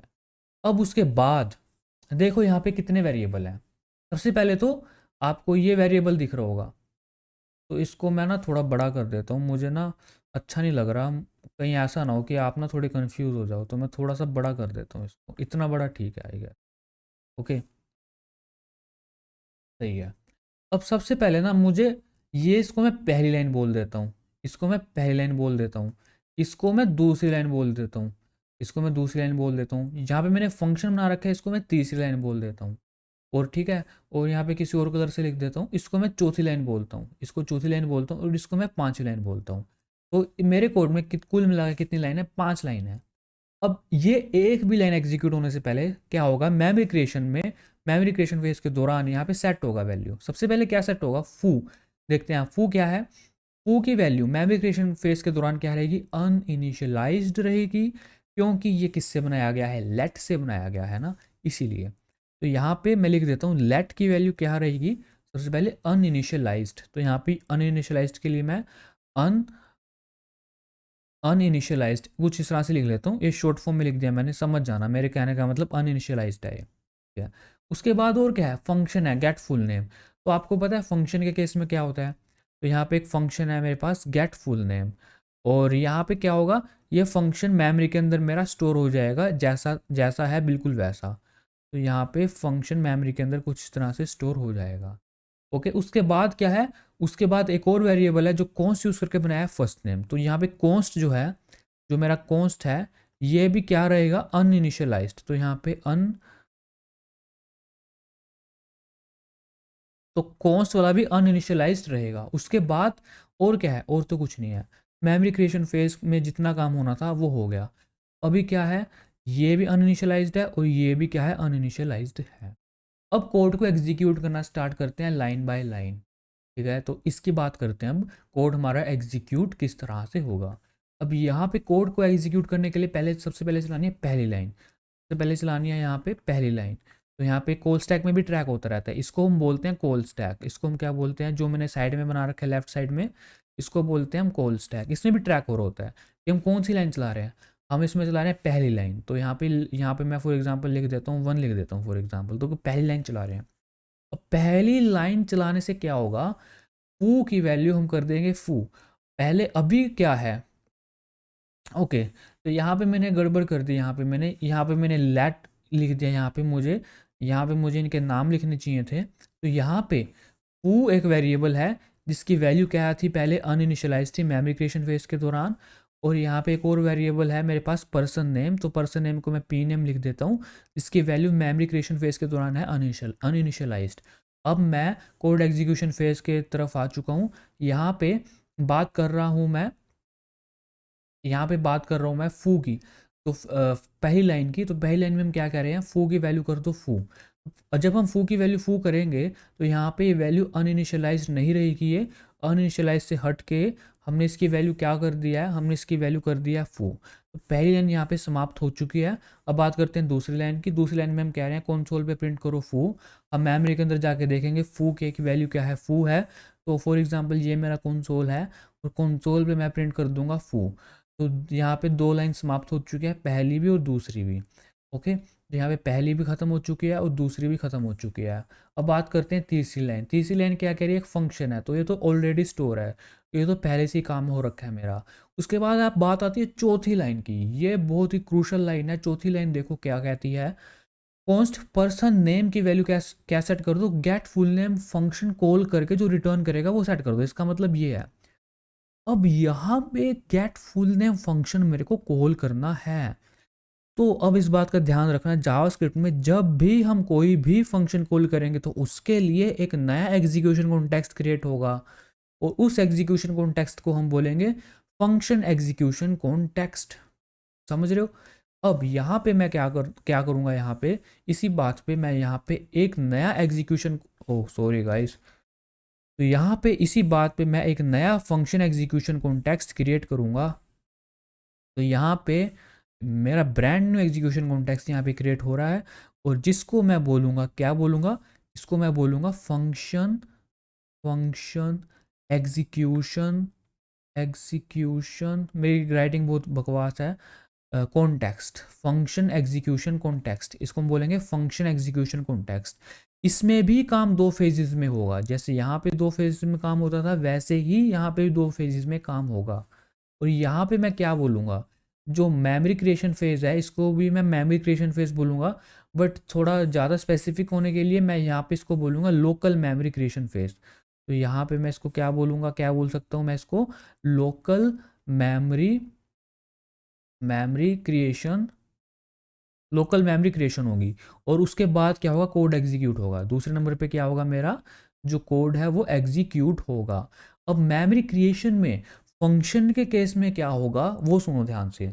सबसे पहले एक अरे लाइक ऑब्जेक्ट होता है, अरे नहीं होता, अरे लाइक ऑब्जेक्ट होता है। अरे लाइक ऑब्जेक्ट कौन से होते हैं, जिनको हम इंडेक्स यूज़ करके इंडेक्सिंग यूज़ कर सकते हैं। फॉर एग्जांपल अगर हमें कुछ जीरोथ इंडेक्स पे चाहिए वो मिल जाएगा, फर्स्ट इंडेक्स पे चाहिए वो मिल जाएगा। इंडेक्सिंग होती है अरे लाइक ऑब्जेक्ट में। और अरे लाइक ऑब्जेक्ट में क्या होता है, अरे लाइक ऑब्जेक्ट में लेंथ प्रॉपर्टी होती है। अगर मैं आपसे बोलूँ ना कि अरे लाइक ऑब्जेक्ट है, इस बात का ध्यान रखना, अगर मैं आपसे बोलूँ ना अरे लाइक ऑब्जेक्ट, तो मैं कह रहा हूँ कि उसमें हम इंडेक्सिंग यूज़ कर सकते हैं और साथ में उसकी एक लेंथ प्रॉपर्टी है उसके पास। तो अरे लाइक ऑब्जेक्ट का मतलब ये होता है। तो आर्गुमेंट एक ऑब्जेक्ट होगा और जिसमें क्या स्टोर होगा, जितने भी आर्गुमेंट्स होंगे। और आर्गुमेंट्स में क्या होगा, जब मैंने फंक्शन को कॉल किया था यहाँ पे, मैंने क्या आर्गुमेंट पास किए थे, यहाँ पे दो आर्गुमेंट लिखे थे ना, हर्षित और शर्मा। तो यहाँ पे दोनों आर्गुमेंट यहाँ पे स्टोर हो जाएंगे अरे लाइक ऑब्जेक्ट के अंदर। ठीक है। और उसके बाद क्या होगा, उसके बाद जितने भी यहाँ पे जो मैंने फंक्शन बनाया ना, ये जो फर्स्ट नेम क्या है एक पैरामीटर है, लास्ट नेम क्या है एक पैरामीटर है, तो इनकी वैल्यू सेट होगी। तो यहाँ पे फर्स्ट नेम एक पैरामीटर है, जो मैं इसको एफ नेम लिख देता हूँ फिलहाल के लिए। इसकी वैल्यू क्या सेट होगी, जो पहला पैरामीटर है उसकी वैल्यू किसके इक्वल होती है, जो फर्स्ट आर्गूमेंट है उसके इक्वल होती है। तो यहाँ पे ये हर्षित होगा। तो इसको हम लोकल वेरिएबल्स भी बोलते हैं। फर्स्ट नेम एक लोकल वेरिएबल है, मतलब कि इस फंक्शन तक है सीमित ये, और इसकी वैल्यू क्या है, हर्षित है। उसके बाद एक और वेरिएबल है मेरे पास लास्ट नेम। लास्ट नेम भी एक पैरामीटर बोल सकता हूँ मैं, जिसकी वैल्यू क्या सेट होगी, तो लास्ट नेम सेकंड पैरामीटर है, इसकी वैल्यू किसके इक्वल सेट होगी, जो सेकंड आर्गुमेंट है इसकी वैल्यू और इसकी वैल्यू इक्वल सेट होगी। तो लास्ट नेम की वैल्यू क्या सेट होगी, शर्मा सेट होगी। समझ रहे हो? ओके। उसके बाद और क्या है, इस फंक्शन के अंदर एक वेरिएबल है मायवार। अब मैं क्या करूँगा, इस मायवार की वैल्यू पहले लोकल मेमोरी क्रिएशन फेज के दौरान क्या रहेगी, अभी तो अनइनिशियलाइज्ड रहेगी। क्या रहेगी, अनइनिशियलाइज्ड रहेगी। समझ रहे हो? अब इसका काम खत्म हो गया। और यहाँ पे एक और वेरिएबल है जिसका नाम है फुल नेम। जिसका नाम क्या है, फुल नेम। एक और वेरिएबल है जिसका नाम है फुल नेम, जो कि क्या रहेगा, सबसे पहले अनइनिशियलाइज्ड रहेगा, क्योंकि मैंने अभी इस फंक्शन की एक भी लाइन एग्जीक्यूट नहीं की। एक भी लाइन एग्जीक्यूट करने से पहले ही लोकल मेमोरी का ये हाल है, मतलब कि लोकल मेमोरी में इतना कुछ है मेरे पास, जो भी मैंने डिक्लेयर की थी चीज़ें वो है मेरे पास। मतलब माई वार वेरिएबल क्रिएट हो चुका है बट वो अनइनिशियलाइज्ड है। फुल नेम नाम का वेरिएबल क्रिएट हो चुका है लोकल मेमोरी के अंदर, बट वो अनइनिशियलाइज्ड है। जब तक हम उसे इनिशियलाइज नहीं कर देते तब तक वो किस में रहेगा, टेम्पोरल डेड जोन में रहेगा। ये मैंने आपको बात बता चुका हूँ मैं। ठीक है। अब यहाँ पे इसकी लाइन बाय लाइन इसको एग्जीक्यूट करना शुरू करते हैं। अब ये मेरा फंक्शन है। ठीक है। Okay okay. तो यहाँ पे इसको एग्जीक्यूट करना स्टार्ट करेंगे। ठीक है। अब यहाँ पे ना, जब जावास्क्रिप्ट जब ग्लोबल एग्जीक्यूशन कॉन्टेक्स्ट से फंक्शन एग्जीक्यूशन कॉन्टेक्स्ट पे मूव की ना, पहले हम किस में काम कर रहे थे, ग्लोबल एग्जीक्यूशन कॉन्टेक्स्ट में काम कर रहे थे। हमने पहली लाइन, हमने क्या किया था, यहाँ पे भी ट्रैक कर रहे थे, पहली लाइन चलाई, दूसरी लाइन चलाई, तीसरी लाइन, तो पहले ही यहाँ पे फंक्शन स्टोर हो रखा था, उसको पूरे को तीसरी लाइन बोल रहा था मैं, फंक्शन स्टोर हो रखा था। तब पता है चौथी लाइन ने ये सारा बवाल किया है, चौथी लाइन ने पूरा का पूरा फंक्शन एग्जीक्यूशन कॉन्टेक्स्ट क्रिएट किया है। तो यहाँ पे चौथी लाइन चली ना, जब यहाँ पे देखो, जब चौथी लाइन चली ना, तो जावास्क्रिप्ट अपने ग्लोबल एग्जीक्यूशन कॉन्टेक्स्ट से हट के, जो हमारी थ्रेड ऑफ एग्जीक्यूशन थी, वो ग्लोबल एग्जीक्यूशन कॉन्टेक्स्ट से हट के फंक्शन एग्जीक्यूशन कॉन्टेक्स्ट पे आ चुकी है। तो जो फंक्शन एग्जीक्यूशन कॉन्टेक्स्ट होता है ना, वो यहाँ पे भी पुश होगा, जो मेरा स्टैक है ना, वो यहाँ पे भी पुश होगा। तो यहाँ पे फंक्शन एग्जीक्यूशन कॉन्टेक्स्ट है, तो यहाँ पे मैं लिख देता हूँ FVC। ठीक है, कौन से फंक्शन का, गेट फुल नेम नाम का फंक्शन एग्जीक्यूशन कॉन्टेक्स्ट है। अब इसकी लाइन बाय लाइन इसको एग्जीक्यूट करना स्टार्ट करेंगे। हम देख चुके हैं इसकी लोकल मेमोरी में क्या क्या होगा। सबसे पहले तो मैं यहाँ पे लिख लेता हूँ, ये इस फंक्शन की पहली लाइन है, इसको मैं दूसरी लाइन बोल देता हूँ, इसको मैं तीसरी लाइन बोल देता हूँ, इसको मैं फंक्शन की चौथी लाइन बोल देता हूँ, और इसको मैं पांचवी लाइन बोल देता हूँ। अब मुझे करना क्या है, इसकी पहली लाइन एग्जीक्यूट करनी है। तो इस फंक्शन की पहली लाइन एग्जीक्यूट करनी है। पहली लाइन क्या कह रही है, console dot log arguments. Arguments देखने कहाँ पे जाएंगे, हम इसके लोकल मेमोरी के अंदर जाएंगे, देखेंगे यहाँ पे आर्गूमेंट्स क्या है, ओह अरे लाइक ऑब्जेक्ट है, तो हम उसे प्रिंट कर देंगे। तो यहाँ पे प्रिंट हो जाएगा। तो यहाँ पे ऊपर जो मैंने गन मचाया, यहाँ पे इसको साफ कर देते हैं, और यहाँ पे कंसोल लिख लेता हूँ मैं, यहाँ पे छोटा सा यहाँ पे कंसोल लिख लेता हूँ। यहाँ पे सबसे, यहाँ पे क्या होगा, सबसे पहले तो कंसोल में ऊपर फू की वैल्यू प्रिंट हो चुकी है, फू जो हमने पहले ही करी थी। अब यहाँ पे क्या हो चुका है, आर्गूमेंट, एक अरे लाइक ऑब्जेक्ट है आर्गूमेंट, इसमें क्या क्या वैल्यूज होंगे, एक हर्षित होगा और एक शर्मा होगा, तो यहाँ पे ये प्रिंट हो जाएगा। उसके बाद पहली लाइन इसकी एग्जीक्यूट हो चुकी है, पहली लाइन इसकी डन फिनिश। दूसरी लाइन क्या कह रहा है, माई वार वेरिएबल है जो, उसकी वैल्यू कर दो वार इनसाइड फंक्शन। अब माई वार वेरिएबल अभी क्या है, अनइनिशियलाइज्ड था, हमने इसकी वैल्यू अनइनिशियलाइज नहीं रखनी, हमने इसकी वैल्यू हटा के क्या कर देनी है, हमने इसकी वैल्यू को कर देनी है वार इनसाइड फंक्शन। फॉर एग्जांपल मैंने शॉर्ट फॉर्म में लिख दिया VIF, वार इनसाइड फंक्शन। ठीक है, तो यहाँ पे इसकी दूसरी लाइन भी फिनिश हो चुकी है। अब बात करते हैं हम इसकी तीसरी लाइन की। तीसरी लाइन क्या कह रही है, कंसोल डॉट लॉग माई वार। अब माई वार की वैल्यू क्या है, वार इनसाइड फंक्शन, तो कंसोल पे हमने यहाँ पे प्रिंट करना है, तो यहाँ पे प्रिंट कर देते हैं वार इनसाइड फंक्शन, काम फिनिश। ओके, तीसरी लाइन भी काम खत्म। तो यहाँ पे भी मैं लिख लेता हूँ, यहाँ पे कौन कौन सी लाइन के साथ काम हो गया, दूसरी के साथ काम हो गया, तीसरी के साथ भी काम हो गया। ठीक है, अब चौथी लाइन क्या कह रही है, जो फुल नेम है ना, फुल नेम की वैल्यू क्या सेट कर दो, first name plus last name. तो यहाँ पे इसकी वैल्यू भी फर्स्ट नेम। तो यहाँ पे फर्स्ट नेम की वैल्यू कहाँ से जाएगी, फर्स्ट नेम की वैल्यू ऊपर पड़ी है मेरे पास, फर्स्ट नेम की वैल्यू प्लस लास्ट नेम। तो यहाँ पे हर्षित शर्मा यहाँ पे प्रिंट हो जाए, हर्षित शर्मा यहाँ पे स्टोर हो जाएगा, हर्षित शर्मा। तो यहाँ पे फुल नेम की वैल्यू भी है यहाँ पे, तो ये काम भी हो गया। तो मतलब कि फंक्शन की चौथी लाइन भी फिनिश हो चुकी है। पांचवी लाइन क्या कह रही है, पांचवी लाइन कह रही है return full name. Full name क्या है, स्ट्रिंग। पांचवी लाइन क्या कह रही है, रिटर्न करो एक स्ट्रिंग, जो क्या है, जिसमें क्या लिखा है, हर्षित शर्मा लिखा है।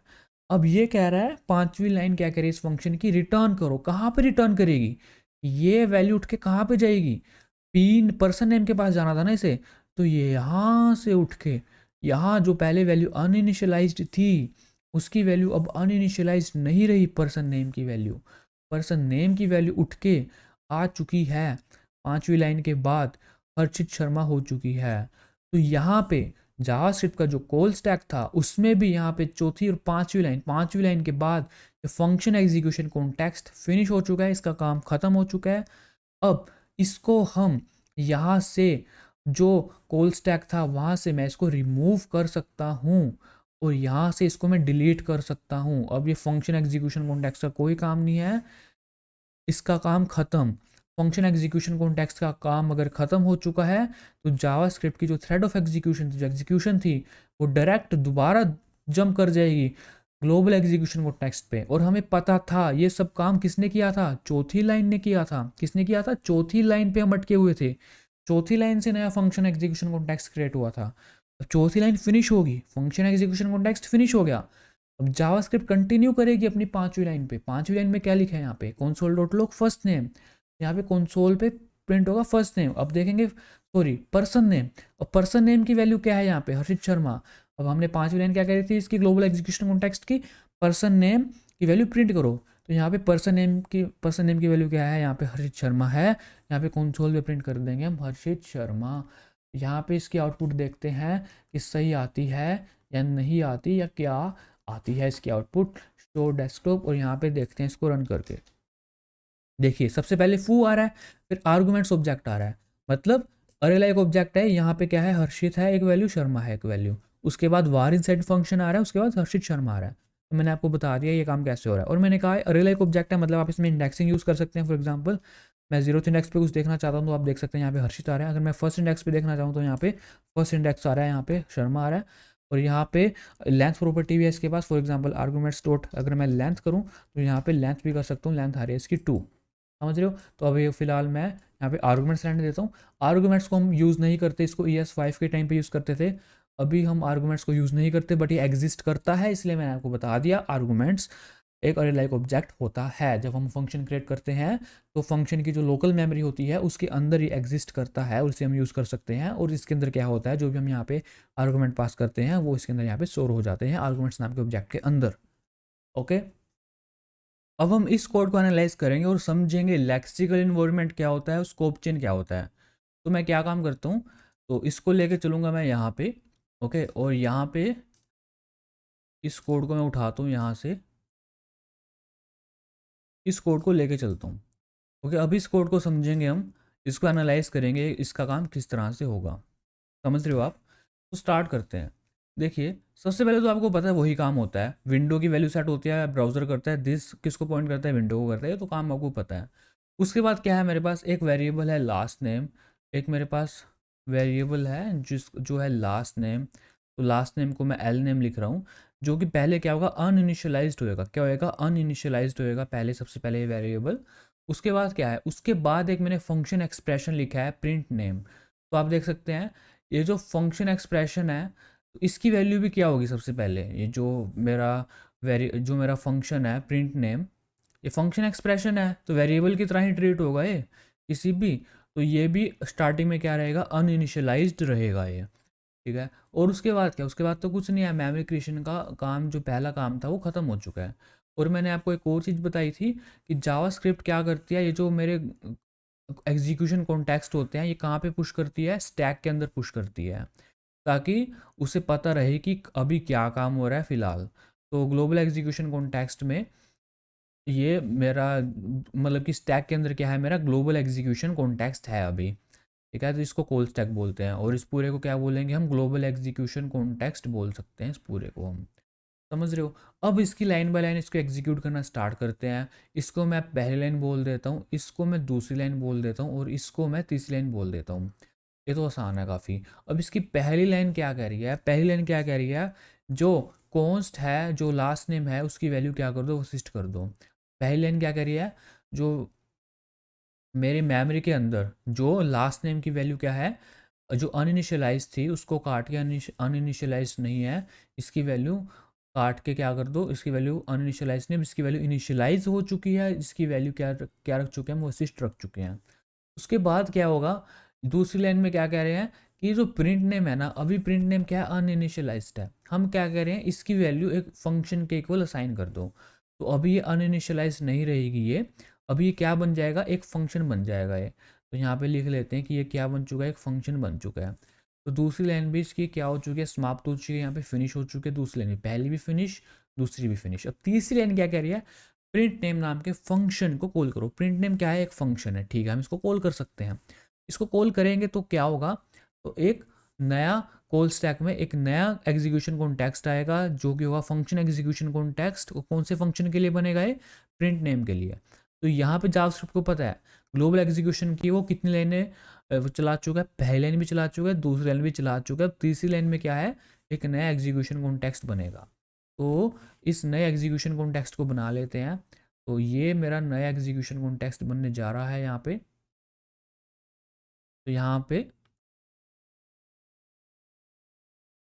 एक फंक्शन एग्जीक्यूशन कॉन्टेक्स्ट बनेगा। क्या बनेगा, एक फंक्शन एग्जीक्यूशन कॉन्टेक्स्ट। अभी तक आपको रट चुका होगा ये, जो भी मैं काम कर रहा हूँ, कोई बात नहीं। यहाँ पे एक फंक्शन एग्जीक्यूशन कॉन्टेक्स्ट बनेगा, जिसमें आपको पता है जिसमें आपको पता है दो फेज़ में काम होता है। सबसे पहले मेमोरी क्रिएट होती है, और लोकल मेमोरी क्रिएट होती है, तो यहाँ पे मैं लिख लेता हूँ, यहाँ पे लोकल मेमोरी है मेरी, और यहाँ पे क्या है मेरा कोड एग्जीक्यूट होगा, तो यहाँ पे सी ई लिख लेता हूँ for code execute. Local memory में आपको पता है सबसे पहले आर्ग्यूमेंट्स होता है, एक अरे लाइक ऑब्जेक्ट, उसकी वैल्यू सेट होती है, और उसके बाद क्या होता है, उसके बाद यहाँ पे एक फर्स्ट नेम नाम का एक लोकल वेरिएबल है, जो स्टार्टिंग में क्या होगा, एक मेरे पास फर्स्ट नेम नाम का वेरिएबल है, तो स्टार्टिंग में क्या होगा, अनइनिशियलाइज्ड रहेगा। ओके, अब ये काम हो चुका लोकल मेमोरी वाला। अब कोड को एग्जीक्यूट करते हैं लाइन बाय लाइन। इसकी पहली लाइन चलेगी, पहली लाइन क्या कह रही है इसकी, इसको मैं पहली लाइन बोल देता हूँ, इसको दूसरी और इसको तीसरी। ये पहली लाइन क्या कह रही है, फर्स्ट नेम की वैल्यू कर दो हर्षित कर दो, तो यहाँ पे हम गए, हटाया इसको, इसकी वैल्यू क्या कर दी हमने यहाँ पे हर्षित कर दी। ओके, अब दूसरी लाइन क्या कह रही है, प्रिंट फर्स्ट नेम। तो दूसरी लाइन क्या कह रही है, कंसोल पे, ये फॉर एग्जांपल ये मेरा कंसोल है, यहाँ पे मेरा साइड में कंसोल है, तो कंसोल पे प्रिंट करो फर्स्ट नेम। तो फर्स्ट नेम प्रिंट फर्स्ट, तो हमने गए मेमोरी के पास, हम फर्स्ट नेम क्या है हर्षित, तो यहाँ पे हमने फर्स्ट नेम प्रिंट कर दिया यहाँ पे। अब उसके बाद दूसरी लाइन, पहली लाइन में फिनिश, दूसरी भी। अब तीसरी लाइन क्या कह रही है, कंसोल पे प्रिंट करो लास्ट नेम। क्या प्रिंट करो, लास्ट नेम। अब लोकल मेमोरी के पास तो है ही नहीं लास्ट नेम, लास्ट नेम कहाँ से मिलेगा। तो अब ध्यान से सुनना, बहुत ही ध्यान से सुनना, अगर जावास्क्रिप्ट को लोकल मेमोरी के अंदर कोई चीज़ नहीं मिली, मतलब लोकल मेमोरी के अंदर इसको लास्ट नेम था, लास्ट नेम यहाँ पे इसको नहीं मिला, तो ये हार नहीं मानेगा, ये जाएगा अपने पेरेंट के पास। मतलब कि ये जो कोड, मतलब कि ग्लोबल एग्जीक्यूशन कॉन्टेक्स्ट के अंदर है ना, फंक्शन एग्जीक्यूशन कॉन्टेक्स्ट, तो ये लास्ट नेम अब अपनी लोकल मेमोरी में नहीं मिला, तो ये कहाँ पे प्रेजेंट है, मतलब कि ये जो मेरा फंक्शन है, ये जो पूरा फंक्शन है, कहाँ पे प्रेजेंट है, ये इस पूरे के पूरे ग्लोबल एग्जीक्यूशन कॉन्टेक्स्ट के अंदर प्रेजेंट है।